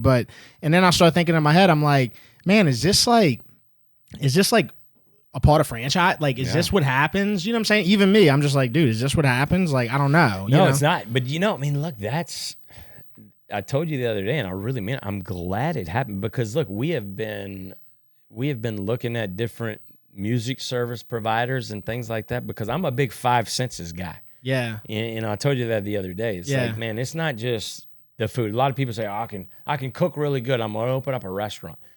Yeah. Like you just said, it's the vibe. It's not even about it's the scene, right? Yeah. It's the sights. It's the smells. Yeah. It's the music. It's the sound. It's the air conditioning. Is it too cold? Is it too hot? It's like all these different things that play. Like I opened up my fine dining place in Baton Rouge now, Supper Club. Yeah. If you haven't been there. And yeah, Matt's there all the time. But I mean, that thing is just like we designed that just around the 5 senses, like everything about it, from the time you pull in the parking lot to the guy opens up the door for you and things like that. Now it's harder to do in a casual dining, concept like Walk-Ons, but. I mean, they still there. When you walk in Walk-Ons, they still all sitting there. Yeah, they are. That is... No, it is. It's part of it. But, yeah. But I mean, franchising gives you an opportunity to grow at a more accelerated rate. Okay. And so that's the majority, like Smalls, my cheeseburger slider concept. Yeah. I mean... Man, you just own everything, huh? Smalls, Supper Club. We passed it the other day. Damn, I just had Smalls the other day. And I'm going to be honest with you. Look, when you know you're getting somebody, is that day... How many places did we pass? Hundreds of places. But the only thing I said anything about in the truck was, there goes Small Sliders. And it's like just something about it just like stood out. That bright orange building. For that. Like, no. That is marketing, bro. Like, that is what you learn about in school. You know what I'm saying? Yeah. Like, we just got one on the West Bank, and I was like so happy. I'm like, motherfucker look like a Home Depot that just got some sliders. But that's why I did it like that. So Smalls, we serve cheeseburgers. I grew up a cheeseburger slider kid, grew up a Sandlot kid. Yeah. Killing me Smalls. Yeah. So... I grew up in White Castle. I grew up in White Castle. Right, yeah. No affiliation. We don't even have a slider. But you grew up in White Castle. You thinking about sliders literally every day. Even if you don't, just thinking about them. And honestly, kind of a page out of Todd's book, he did one thing. Did it cook to order, did it better than anybody else in the world. Chicken tenders. And so I'm sitting here going, man, they don't really, in the cheeseburger slider space. Crystals fell off. Yeah. Well, it's respect they're them. but not they fell cooking off. them to order. Nah. They we got 80-20 ground chuck. Like Yeah. we're buying the Their location really good- picking is bad. Yeah. Like they on Loyola. yeah. Like Crystal, what you doing on Loyola? You know, who wants to go to Loyola, bro? Exactly. You know. I'll let you decide that. Yeah, Tasties is right there. Good So taste. so it was kind of, man, like, let's do it the right way. Let's brand it. I mean, what's better branding than having a freaking orange sea can floating in the sky? Oh, Yeah. it catch You your know? eye. Yeah, and so we're gonna have fun with it. I mean, this was pre-COVID, but I said, man, I don't want to do any indoor dining. Let's just do Outdoor drive-through and a little outdoor space. Oh, all of it's outdoor. All of it's outdoor. Oh, okay. Yeah, it's 750 square feet. Like it's about the size of this room This where is we're. blowing my mind right now. Yeah, The- yeah. Like, okay, the walk-ons and all that, Didn't supper look club. 750 square feet. Smalls. Okay, what is really? What else do you have? Yeah, Get no, your that's hands it. in, So man. Smalls, but to the point of franchising, so we have, I think, 15 units up right now and over 300 franchises. So we'll open up 40 Smalls this year. Damn. And so this thing, but the story with Drew. So Drew, we used to sponsor the Independence Bowl, you and we're got it. flying Okay. up to the Independence Best Bowl memory to ever. do our little welcome speech. And Drew's flying with me, and I show him my idea. I had a little sketch of Smalls, and I said, man, I want to do the cheeseburger slider concept and with sea cans and all. And he's like, dude, I want in. And I was like, hold on, brother, I wasn't pitching you. Yeah, You know, stay on your Sharing it, side of yeah. the plane. Yeah, yeah, And sure enough, I let him in. yeah. And so he's been a great partner in that as well. And I mean, look, we've taken this pretty What quickly. a fucking life! You draw something on a napkin, and Drew Brees says, Yeah, "I for want real. in." Well, Start off as Yeah. a walk-on. Then you Some get people a say they live. business- They ain't live. Restaurants. Yeah, ain't lived. they ain't lived at all. You know. Look, this business is tough, but I mean, it's gratifying. Like for me, man, it's like we've changed. I mean, we got over 10,000 team members now throughout the brands. I mean, the fact that like I'll go to some of these locations and get to meet some of the team members, and I mean, I had one. I remember Waco, Texas. We opened up that location. I went out there to the opening, and a husband, a wife, and 2 daughters. I took a picture with them outside, all in their walk-on. They were Amish. No. Oh. They all worked Oh. at that location. Oh wow. The entire family. Damn. So the 2 daughters were servers. The husband and wife both worked Damn, in I the do kitchen. remember that napkin. Yeah, you see the napkin? Yeah, that was the. Okay, so Dude, funny that is story about the fucking napkin, and it crazy. shows you. I used to say how far we've come, but after your review, maybe not. Well, I mean, dude, look, The trust me, brother, I ain't got that much. the original napkin, the original drawing for our restaurant, we forgot to draw the kitchen. Oh, okay. And so if you look at that, like we weren't really concerned That's at an Easter 23. egg. That's Yeah, an Easter at egg. 23 years old, it was like, look, you see the TVs, you yeah, see y'all the just bar. trying to have fun. You see Yeah. the TVs, you see the bar, you see Yeah. the coach's corner up there for your podcast. Yeah. Up at the top left corner. Like we wanted to, we hosted the Les Miles show for about 6 or 7 years out of that one. Miles. Yeah, it was fun, but you know yeah. they were calling in on his ass. oh, dude. Stop running the power Oh, run. it was Yeah. Oh boy, I remember. I remember, dude. Yeah.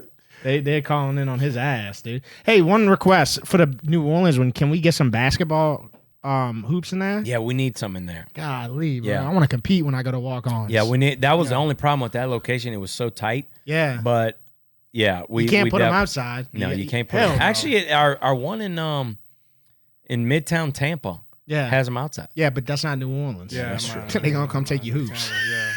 I know That's exactly fair. where to walk That's on. That's true. Yeah, Yeah, no, I know they gonna listen to this exactly what I'm podcast. walking They on. gonna be like, That's prime location, dude. Matter Gonna of give fact- me a papa shot. Matter of fact, Brandon, can you do this for me real quick? Can you debunk if this is a myth or not? How important is location for starting off as a restaurant?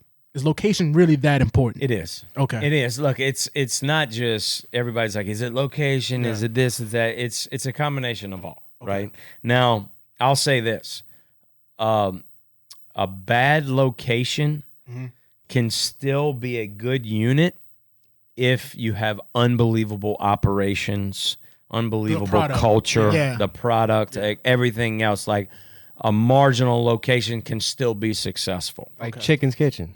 Exactly. Phenomenal food. People will drive. I will drive right down. Yeah, to the West Bank. 20 Like people will literally minutes. cross that bridge. Yeah, I mean, think about y'all got 5 or 6 places you just spotted out because you don't care where it is. Right. Yeah. You're Go going. get it. Yeah, Rockies Right. and Carlos. But no location in the world can overcome bad ops, bad culture, bad customer service. Yeah. And so it has now, if you partner them all up, that's a recipe for success. But yeah, I mean, we spent a lot of time, a lot of money, a lot of energy on site selection and the analytics of it and all that. Now, back in the day, when the first couple, no, it was kind of like throw it against. Let's see if it sticks. Hopefully it sticks. You know, I mean, and look, a lot of it didn't. Fortunately, a lot of it did. Yeah. But now, like as you get to a certain size, the mistakes are more expensive. Yeah. And so not that we still won't make mistakes, but we try to do our homework before. Yeah. Okay. Do y'all ever Walk-Ons out of the country? Not yet. We've had heard it. Yeah. Where you think about going? Yeah, we've had some interest. Mexico. Damn. El Walk-Ons. Yeah, we've had some. Yeah. Wait, say it again. El Walk-Ons. Yeah, we've had interest from Asia. I love it, dude. Yeah. That is man. So I did Undercover Boss about 5 years ago, 2019. It showed in 2020. It was right before the Natty. Wait, maybe I saw it, but I don't know. But I'm gonna get high and watch You it did it with tonight. Drew, I can't wait right? to watch that. Yeah, Drew did a piece on it too. Oh wait, okay. Oh yeah, you got it. Yeah, I'm still rewatching. Pull up Breeze's Christ. I'm still. That's what he looked like. Oh, I used to call him that. You don't have to. Type No, it I in, used but to just call him pull that up. all the time. That's what I'm telling you, bro. Save his goat. But he, I mean, after that, yeah, it was crazy. Let's see. Yeah, look at him. Wait, yeah. Yo. What is going on here? Yeah. Holy shit. Why does Drew Brees look like Aquaman? No, I mean, I'll be honest with you. You look like Jesus. I Yeah, know, it looks that's like- just it. Brees is good Christ. Look like talking the future. That was me down there. That was my shrimper. Remember we were talking about the shrimp? The imported shrimp. Oh yeah, no, we wanted. I worked on the shrimp boat. Evan. Oh yeah, I know. That's one of our questions that we wanted because the people they on that imported shrimp shit. Yeah. Like, they want to know. Okay. And I tried to tell T-Bob on OTB. He said okay. I tried to tell T-Bob and Hester on OTB. I went on like it was the day after I think we met, and I literally started or ended the call. I forget. But with letting the people know, because they were literally in the YouTube chat, why do they import the shrimp, blah, blah. I said, bro, I just want to let y'all know I got the information. Yeah. And it's literally a state over. Yeah. It's, what was it, Ocean Springs? Ocean Springs, yeah. It's the same Gulf. It's the same body of water. Yeah, that they're coming from. Here's the deal, and I get it. Look, and none guesser in the Seafood Commission here, like, they're trying to protect Louisiana fishermen, right? And so I think they passed some sort of bill or something that basically if you aren't buying from the Louisiana docks, it's not local shrimp. Okay. And we're importing it from somewhere else. Yeah. And so literally our shrimp come out of the Gulf of Mexico right next door. I mean, our shrimp may have lived in Louisiana the day it got caught. And so I get it. Yeah. But I mean, like, once again, when you get to a certain site, like I would love to sit here and say I could buy all the shrimp out of the Louisiana docks. Out of Hopedale. I would. I Yeah. would love. I'm a Louisiana kid. Like Yeah. I would love to do that, but I also have a fiduciary duty to run the company and get the best pricing with still the best quality. So this is the exact. It's not like I'm saying I'm going to India and buying my shrimp. Yeah, it's not like they sent an ice chest from China. No Of shrimp. No, and we're. I think people really think that. Well, of course. I Yeah. mean, and that's like I told you the other day. That's the purpose of the bill, right? Yeah. To get enough people. So if you're, selling shrimp in a local restaurant here, and they make you put imported, you're gonna get flack for it, and people are gonna be like, "What the hell's going? Like, is it?" And so not everybody. So, I mean, it's working, right? But I mean, at the end of that, I mean, if you eat that shrimp right there, like it's no, and I would love to. And Billy Nungesser, like we do a lot together. See a fucking shrimp. That shrimp long gone, boss. Yeah, I ain't gonna lie, boom, man. boom, Hey, me and Jay Saint needed that. He didn't. They didn't hold the mail for you. Oh no, but Devin, no. When beforehand, I was like, bro, you think you can get him to bring some shrimp?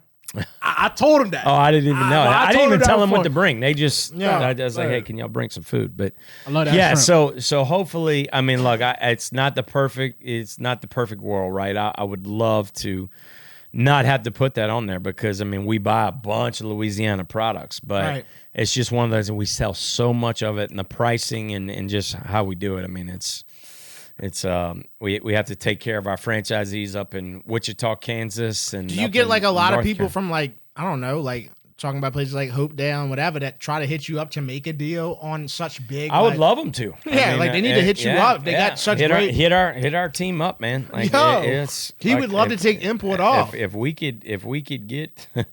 That pricing, because there ain't nothing going down, and nothing like going down to Grand Isle, and I stop at a little shrimp dock, and pick up 5, 10, 15 pounds and go boil them or go fry them. I also feel like people from where I'm from, like the ones that are shrimping and stuff, like they hustlers. Yeah, absolutely. So they not, even though people are pissed about what we're talking about, but on the other end, the dudes that are shrimping, like they hustlers, like they want to get a lot of money for their shrimp. Yeah. I mean, if you look at the Undercover Boss episode, like I worked on the shrimp boat with my guy Mike.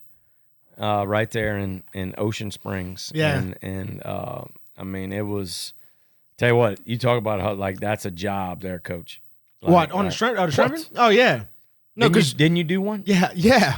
Dude, it is a job because, like, you'll pull something up. Motherfucker, there could be a stingray in there, a little baby whatever, like in the trap. Yeah. And you got to decipher, you got to, like, pull out the shrimp from it. Yeah. And then that's it. The second one right there. So that's my guy. He's an immigrant that came in, that guy Mike. And that was what's so cool about that episode. That was his house. I got to go in with him and his family. That's you in disguise. That's me in disguise. And they cooked some fresh shrimp. I'm trying not to get That's you right there. I'm trying not to get it caught, but this is a guy. Well, look at this motherfucker. Yeah. Come on. Yeah. And so we were able to give him and his kids college scholarships. As a reward to this deal. And I'm trying not to get the shrimp caught in my fake beard. Look, you can see a piece of batter just stuck right there. So they got foil on the oven. Boy, this is some common folks right here. Oh, dude, they were, I mean, look, this dude works 15, 16 hours a day. His kids, like, he doesn't get to see them. Like, he got emotional. She started actually crying in the deal because she was just like, he works so much just to provide my kids a better life. I just want them to be able to go to school. And so, look, she's crying right there. And so when I did the reward, we gave them full paid scholarships to college. That's fire. Damn. Yeah. Which that was 5. I think one of the kids was like 14. We just started paying his college to it. Bro, now that you say that, I feel like I probably said it to you on like every Undercover Boss. Because like it's always that end part to where that happens. There's no doubt. Yeah, it's like super emotional. There's always like one employee with a story. You know? There is. This was him. Well, they all got stories. Oh, man. okay. Like it's amazing. That's the kid right there. He just went to college, and I mean, it's amazing, man. Like if there's so many stories out there. I wish I could get it. And Drew got to do one. Wait till you see Drew's. Like you talk about. You're gonna cry. Yeah. No, I'm okay with crying. I'm completely content with it. I am too. I'll cry whenever, dude. I cried. How did you feel about that costume they had you in? So I had no idea what they were gonna dress me in, dude. I had no idea where I was going. Like they picked me up. They took me from my wife and kids for 2 weeks. They tell me where I was. Yeah, I went and filmed 5 different jobs. Oh, okay. Only 3 of them made it, but it was. They did me up, They just wanted me. I couldn't grow a beard like that if you gave me a couple years. Yeah. And so they had to put it on. I had about an hour and a half of makeup before every. Damn. They don't play on TV, bro. You have to have makeup on TV. Yeah, because they don't want you to. Man, that's all legit. Like no one knows. They do such a good job of telling the story. This girl, she was in Lafayette actually. Mike was in Mississippi, and then this is Anderson. That's the one Drew dealt with, who lost everything in Katrina. And, so this is when he had no idea that was me. She had no idea that was me. How long ago was this? Yeah, filmed it in 19. It aired like a week before the Natty. Okay. In 2020. So I just remember being in New Orleans and everybody had just seen it. Yeah. So everybody was just talking about Undercover Boss at the time. But yeah, it was crazy, man. That's fine. Really cool. Yeah. All right, let's play a game. Let's do it. Yeah. Name that walk on. We're at 211. That's cool. Right. Yeah. Let's name if they are a walk on or not. Oh, what is it? So the game. You want me? It's what is it? Is they all walk on? So the game is we're gonna show the picture and you have to guess if they're a walk on or not. Either they were or they wasn't. Okay. So Okay. All right. it's basketball, football, and some baseball, All right. something like that. So First to three. And we, it's first the to three. First to get 3 wins. First to get 3. Yeah, Nice. but like if I get through, like say I go first and I get 3, you'll still have a chance to. Oh, okay, so Yeah. it's one at a time. Yeah. Okay. Yeah, All right. yeah. All right. I didn't One know at if a it was time. like quick. So quick. I'll let you go first. It looks like Hunter Sure. Renfrow. Yeah. That's Hunter Renfrow. Absolutely. Hunter Renfrow. Absolutely. It was a walk on. Yes. Oh, damn. Yeah. Are you keeping up with all the walk-ons? You are though. The ones that especially the ones that like Hunter. Damian that was, Lillard? Dame Lillard. Was he a walk on or not? It don't matter about you knowing the name. Was he a walk on or not? That's Damian Lillard. Yes, it's Damian Lillard. No. Nah, he wasn't. No, he's too good. Yeah, especially at Weber State. Yeah, too good. Is that Cole Brennan? Cole Brennan. That's you. That's your turn. That's you. No. Yeah, he walked on at Colorado and Hawaii. Oh, he did? Yeah, It's a good game, bro. I tell you. surprising. No, See, yeah. I didn't know that. Rest in peace, Cole Brennan. Hey, honestly, my boy Nick Thompson, I'm going to look at the camera for this one. Nick Thompson, I told him and when we were in high school, I was like, Cole Brennan's going to go on to be one of the greatest quarterbacks ever. I was so wrong, but I was Hey, going to forget that. He looked You know what really I'm good. saying? He looked really Bro, good. he was He passed, didn't he? Yeah. like last year, 2 years I ago. remember that now. Damn, that's. He was a great quarterback. Oh, is this me? That's you. Your turn. My boy? Yeah. Aker? Yeah. Yes. Okay. Texas So Tech. so it's funny. So I saw him at the beach a couple of weeks ago, Oh, really? and we were talking about it because he wore the walk-on shirt, and so I had an extra hat. Yeah. I was like, hey, he's like, oh, dude, Dude, because he- I've been wanting one of these. He's probably super hype. I mean, Yeah. think about it. Yeah. I mean, if you really a walk on, and Yeah. that's hype. You know, it's like that underground brotherhood. Yeah, you know? yeah. Andre Drummond. Was he a walk on or not? It's your turn, Brandon. Oh, you had Baker. I had. He had Baker, so it's 1-1 right now. Andre No, Drummond. Because he got Cole Brennan wrong. Yeah, you had Baker. Yeah, but who I had before that? Damian Before Lillard. Baker. Oh, Yeah, no, so you I got, got you're, two. I mean, yeah, I you're guess two. You got two. I got You two. then. Andre Drummond. Was Andre Drummond a walk on or not? What year was Andre Drummond? He was in the 2011 draft. 2010. He's with Kemba Walker. Yeah. He was on that team. I want to say yes. Yeah, he was a walk on. Damn, I would have said no. Yeah. Because there's no way that I he would could never walk thought a on 7-footer would be a at walk on. UConn. Yeah. I was. remember something about that back in the day because that's when you said Kimba. Yeah. I was like, okay, they had a kid on that team. I don't. Damn. I would have not expected that. I would have definitely said no. All right. Jose Alvarado. Is he a walk on or not, Devin?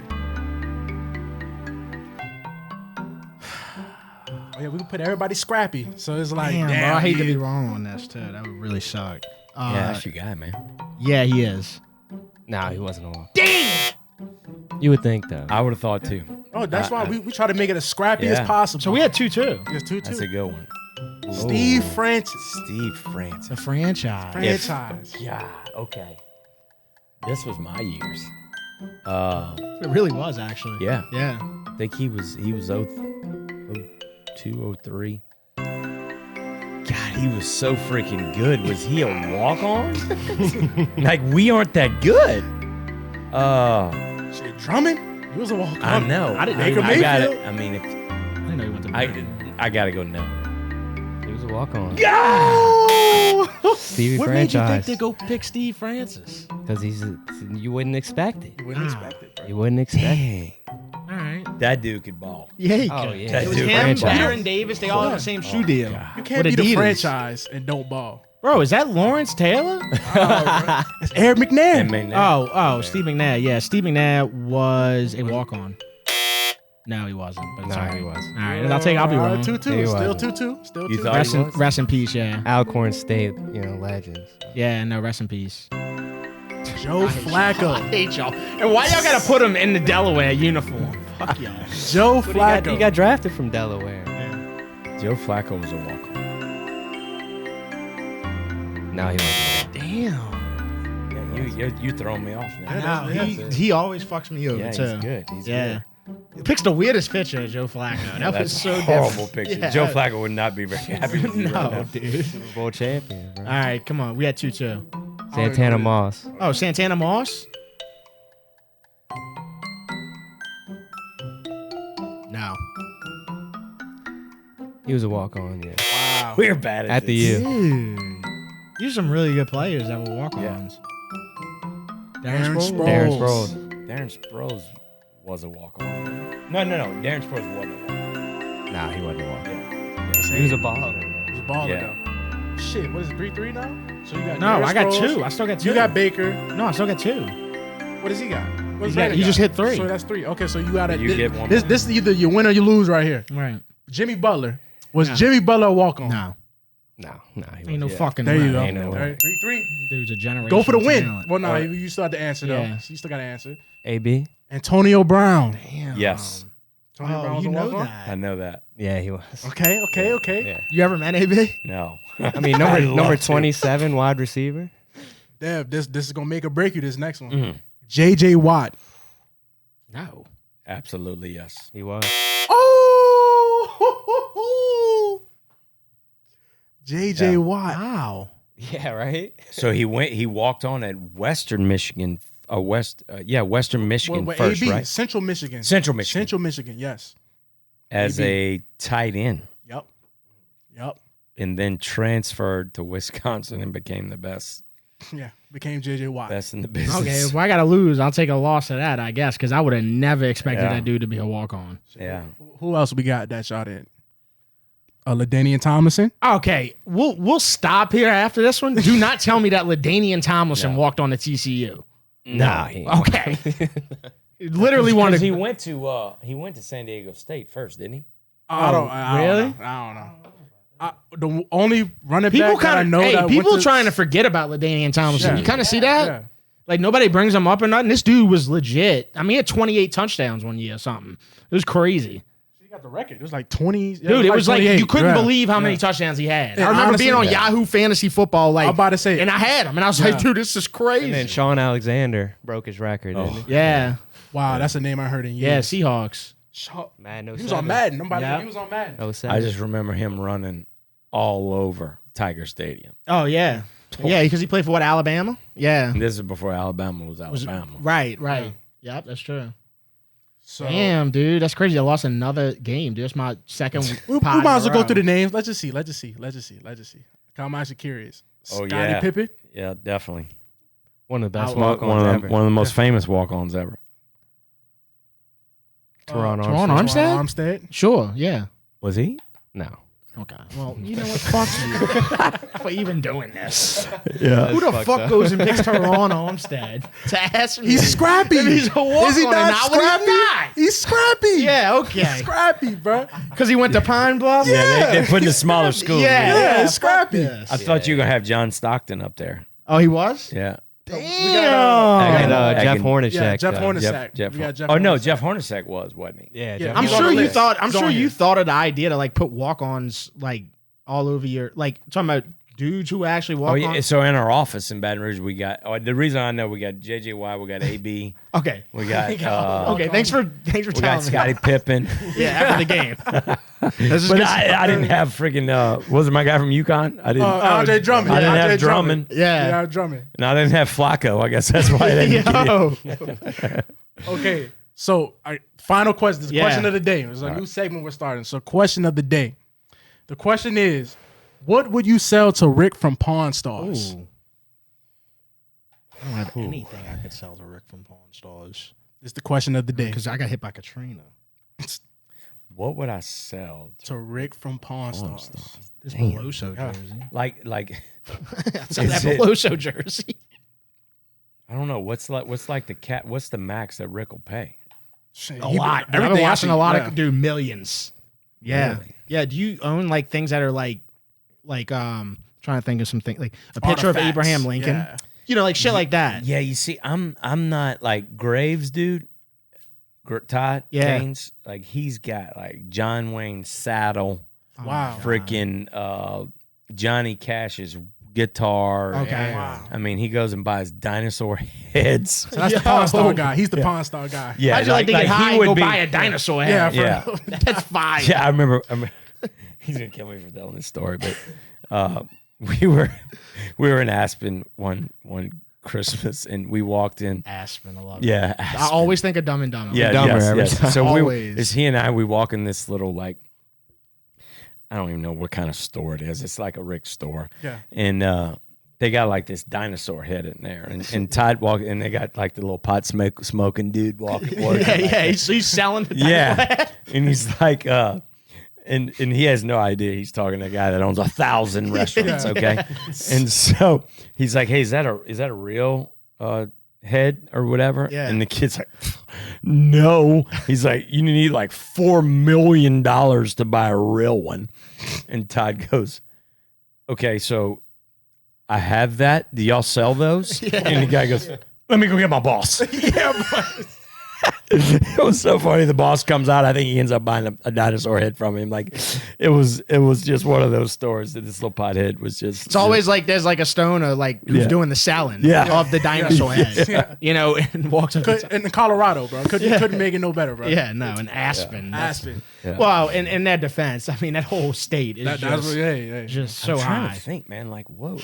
I'm trying to think what my wife would want me to get out of the house. Yeah, what did you Yeah. part ways? Maybe you like 70 or something at this time. Yeah. You know what I'm saying? When you go sell this to Rick, like think about it like that. Yeah, I think I'm gonna buy like,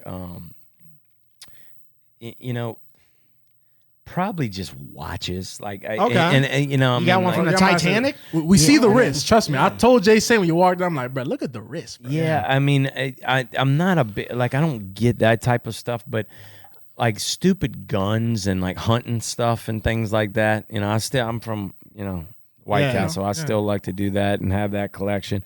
Golf clubs. Golf Okay. clubs. Yeah, like just I got Well, golf pawn clubs stores love golf clubs. I absolutely. I'm actually about to go to a pawn store. You need a set, man. You got irons? We're gonna get you set up. Let's go. We're gonna get you set up. Yo, I got a driver, a 3-wood, and a hybrid right now. That's it. That's it. That some dude gave it to me at TPC. He was with me. He's like, yeah, come check it out. He gave me 3 clubs. So We're gonna get you let's set do up. it, brother. Yeah, I won't yeah. say no to that. Yeah, no. we Because gotta- I'm going Saturday morning Where to you golf play? again.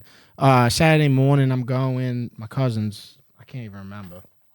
But that's who I learned how to play golf. It was my cousin when I evacuated to Arkansas. Somebody just texted me, my neighbor. He said, James is cool as fuck. Oh yeah. Well, but you got You know what that means? Yeah. They hanging out. Hanging out with my neighbor, dude. I love that. So I'm getting texts that the debate's going on. They said this is like a clown show. Oh, I bet. Oh, hey, we But- gotta wrap this up. Yeah. Yeah, no, we about to get out of here. No. he didn't even tell me. He just said, "Hey, we just going to tee off at 11. If you go with that, that's when the big groups play out there." He didn't even tell me the course, so not that I would even know if he told me. Mac, that guy is salt of the earth. I tell you, yo. Oh, I'm really? sure he's loving him. Yeah, yeah. No, I bet you they having a great time. yeah. I can promise you that. All right, Brandon. Well, this has been a pleasure and an honor. Pleasure's mine, man. Y'all are awesome. Keep Dude. doing what you're doing, bro. Let us know what we can help, and keep being honest. Like Yeah. that's what I love about it, man. Like, yeah, do I want people? And they got comments on it. Yeah, Walk-Ons always. Look, that's okay. You Yeah, know, it's- I love that. That motivates us. That motivates the team. It gives our team talking points because, like I told you, I mean, Saban would find things. Yeah. You know, after he won the Natty, he would find he'd celebrate. Rat poison. Yeah. Rat poison. Yeah, for about Yeah. 10 minutes, he'd Yeah. celebrate and then find things. Okay, what I got to work on. And not that I'm Nick Saban by any means. Don't take it the wrong way, but I think you got to have that mentality. Right. I think you just got to always want to get better. As soon as you get complacent, you go the other way. Yeah. I mean, I've been fortunate. I've been surrounded by some really, really good people and people that trusted in me and my vision. And, man, it's crazy when you get a vision and you get people, you clearly define it, you get people to believe in it. You can do some pretty crazy things. Fucking and I right. mean, the people that were told no, that Yep. they had these crazy visions. Yep. I mean, think about it. I mean, there was Especially them first 2 years of your vision. yeah, but I mean, like, just think about the people that two dudes that were sitting there that couldn't get a taxi in Yeah. London, Yeah. and they said, "Man, we need to come up with an app." but we don't need to buy cars, and we don't need to hire drivers. Yeah. And now they're worth $73 billion because they did Uber. Right. You know, I mean, that's just two dudes sitting there because they had a vision. Yeah. Right. And they got some people to believe in it, help them build an app. I mean, it's crazy. I mean, no, think it really about, is that one right there. It's crazy. Yeah. I mean, the reason why they formed Uber is because they couldn't get a fucking taxi. Yeah. Which now it's like I go see the cabs and like they literally just sitting there waiting. That's like, just New Orleans, though. okay. Well, Because there's always a cab they're nearby, everywhere. Yeah, and they they're always all sitting over. in there eating. And when you walk up and knock on their window, like so excited to see you now. Yeah. Like I mean it. I mean they're so happy. But I mean, Uber's the largest transportation 100%. system in the world. Yeah. I mean, it's crazy. It really is. Who else was a part of Uber that bought into it? Wasn't somebody famous that bought into it like after that? Maybe. I don't know, bro. That's way past my damn pay grade. Yeah, Yeah. I'm sure early on there Wait till were. Uber as starts they doing did. plane rides, bro. That's over Uber with. planes? I don't go on. It'll be over with. I ain't going on no planes no more, dude. You not a plane guy, man? No, I used to be. I done flown, dude. I done flew to Banff, Canada. You name it. I've flown a lot, but really since Kobe died, I'm out. Really? I don't know if it makes sense to you or not. Usually doesn't to most people. I tell they yo, he was on a helicopter. Are you on a helicopter or a plane? Say they all, and then I'm telling you that my problem is that the dude that was flying Kobe was one of the best pilots in the world. Yeah. You know what I'm saying? Yeah, and it just goes to show you that, bro. I don't know, man. Anything can happen, man. I just don't like it, and I like being in control. Just you know? being thousands of feet in the air. Yeah, like how about this? Give me a parachute. If y'all feel so good about it, give me a parachute. Well, they got a plane with a parachute to on where- the plane. to where everybody gets one. No, it's on the plane. Just one. It's called a Cirrus. No, it's on the plane. Oh, I got you. It's called a Cirrus. And Okay. so if literally the plane goes down, the parachute comes up from the plane, and the If plane. it's going down like this, Yep. I've never seen that. It's called a Cirrus. Look it up. it's on the back of the plane. It's on the top, Okay, and it literally has a parachute. that's fire. Yeah. You a lot flew. of people. You flew in one. I've flown in one. Yeah. Oh, yo, I'd Yeah. feel so good. Yeah. See, that's I it don't- right there. Yeah, I don't think that's Southwest. I don't think Southwest do that. Yeah, I mean, it's a. Oh, this is smaller- a private plane. Yeah, it's a private plane. Yeah, I'm about to Okay, say, yeah. So if I went to go buy a private plane, this is the one I'm getting. Yeah, that's all you all day. Yeah. You get the private plane, bro. We gotta be on a private with the plane, bro. parachute. Yeah. Yeah. You get the PJ. We You on the can PJ. you can land right in the parish in that, thing. Devin's coming across today. Y'all watch it. Yo, laying right at Rockies and Callers, bro. I love that shit, dude. Look at that. Here he comes. Yeah. I didn't know that, man. I learned a lot this podcast. I gotta be honest, but I felt like I was gonna, because I told him before. I was like, bro, we better learn, bro, because I mean, we don't get a chance to talk to somebody like Brandon, bro. It's just true, bro. Well, I appreciate you having me on. Man. Yeah, like, dude. It's Let's just do night this and day. more often. Yeah. We'll bring some. We got to get Drew on here. Drew's a good. Now that he's done playing ball. Brandon, please Yeah. don't say that because I No. almost like started sweating. No, Like, we'll get Yeah. him when he comes in town. Like what we need to try to do is, like I said, something around the Zurich, maybe up in because he usually comes in for that. Yeah, I'd He'll love to come play in in for a that shit, game dude. and- Seriously. Yeah. You know, I'm not one to pat myself on the back, but I feel like I got enough going for me where I should be able to get in the Zurich. What do you call it again? the Pro-Am. Let's go, bro. Yeah. Tell you what, look, I'm extending the invitation run. I have a team. You're playing with me. Let's go, baby. You're with me next year, and we'll pick someone else. It's got to be a 3-man team with the 2-man pro team. Okay. And so we'll maybe we'll have a tryout. Do you want it to be a good golf? I was about to say, do you want it to be a I good don't know. golf? Either we make it to where we just have a good freaking time. And Yeah. Just You got to get John Daly, man. You get John Daly. Well, on your I was team? thinking just Louisiana. You could get like Poirier or Stale Cracker. Oh, yeah. Stale Cracker would be fine, although if he knows how to golf. We could have fun. Yeah, no. We could have fun. The pros would love it. Yeah. We had Sam Ryder and Bo Hostler this year. Okay. They were a blast. Yeah. They were a blast. I will be ready, bro. Yeah. Like, trust me, dude. That's all you had to tell me. I will be ready. Yeah, you're in. Yeah. You're in. I will be ready. That's. Well, thank y'all for having me. Yeah, Anytime, man. anything y'all need from us, let us know, man. Keep doing what you're doing. Congrats. This is Thank you, really brother. cool, man. No, this is super cool just to be doing this. So Good things coming, man. Yeah, no, this is just my living room. You know what I'm saying? Like you walk past my dirty dishes, dude. You know, I love it. like- That's where the bug man came. Yeah. You notice that they still flying around too. Can't kill I them, thought bro. that was a West Bank guy that came over here and took. Hey, No, we he's not from doing the, that. We Yeah, not that doing dude is from the parish, but he came in here with a transformer suit. You would have thought that you'd never see a bug for 100 years. Within 4 days, the roaches were back flying in. I'll never forget this thing. Somebody told me this, bro, like years ago. He's like, don't matter how successful you come, you always gonna see roaches. It's just don't matter how big your house is, how small it is, the motherfuckers gonna get in there. They will find a way. Yeah, that's just where we at. And we'll part on that, man. Respect your body, RYB Podcast. We out of here. Who that say about Louisiana life?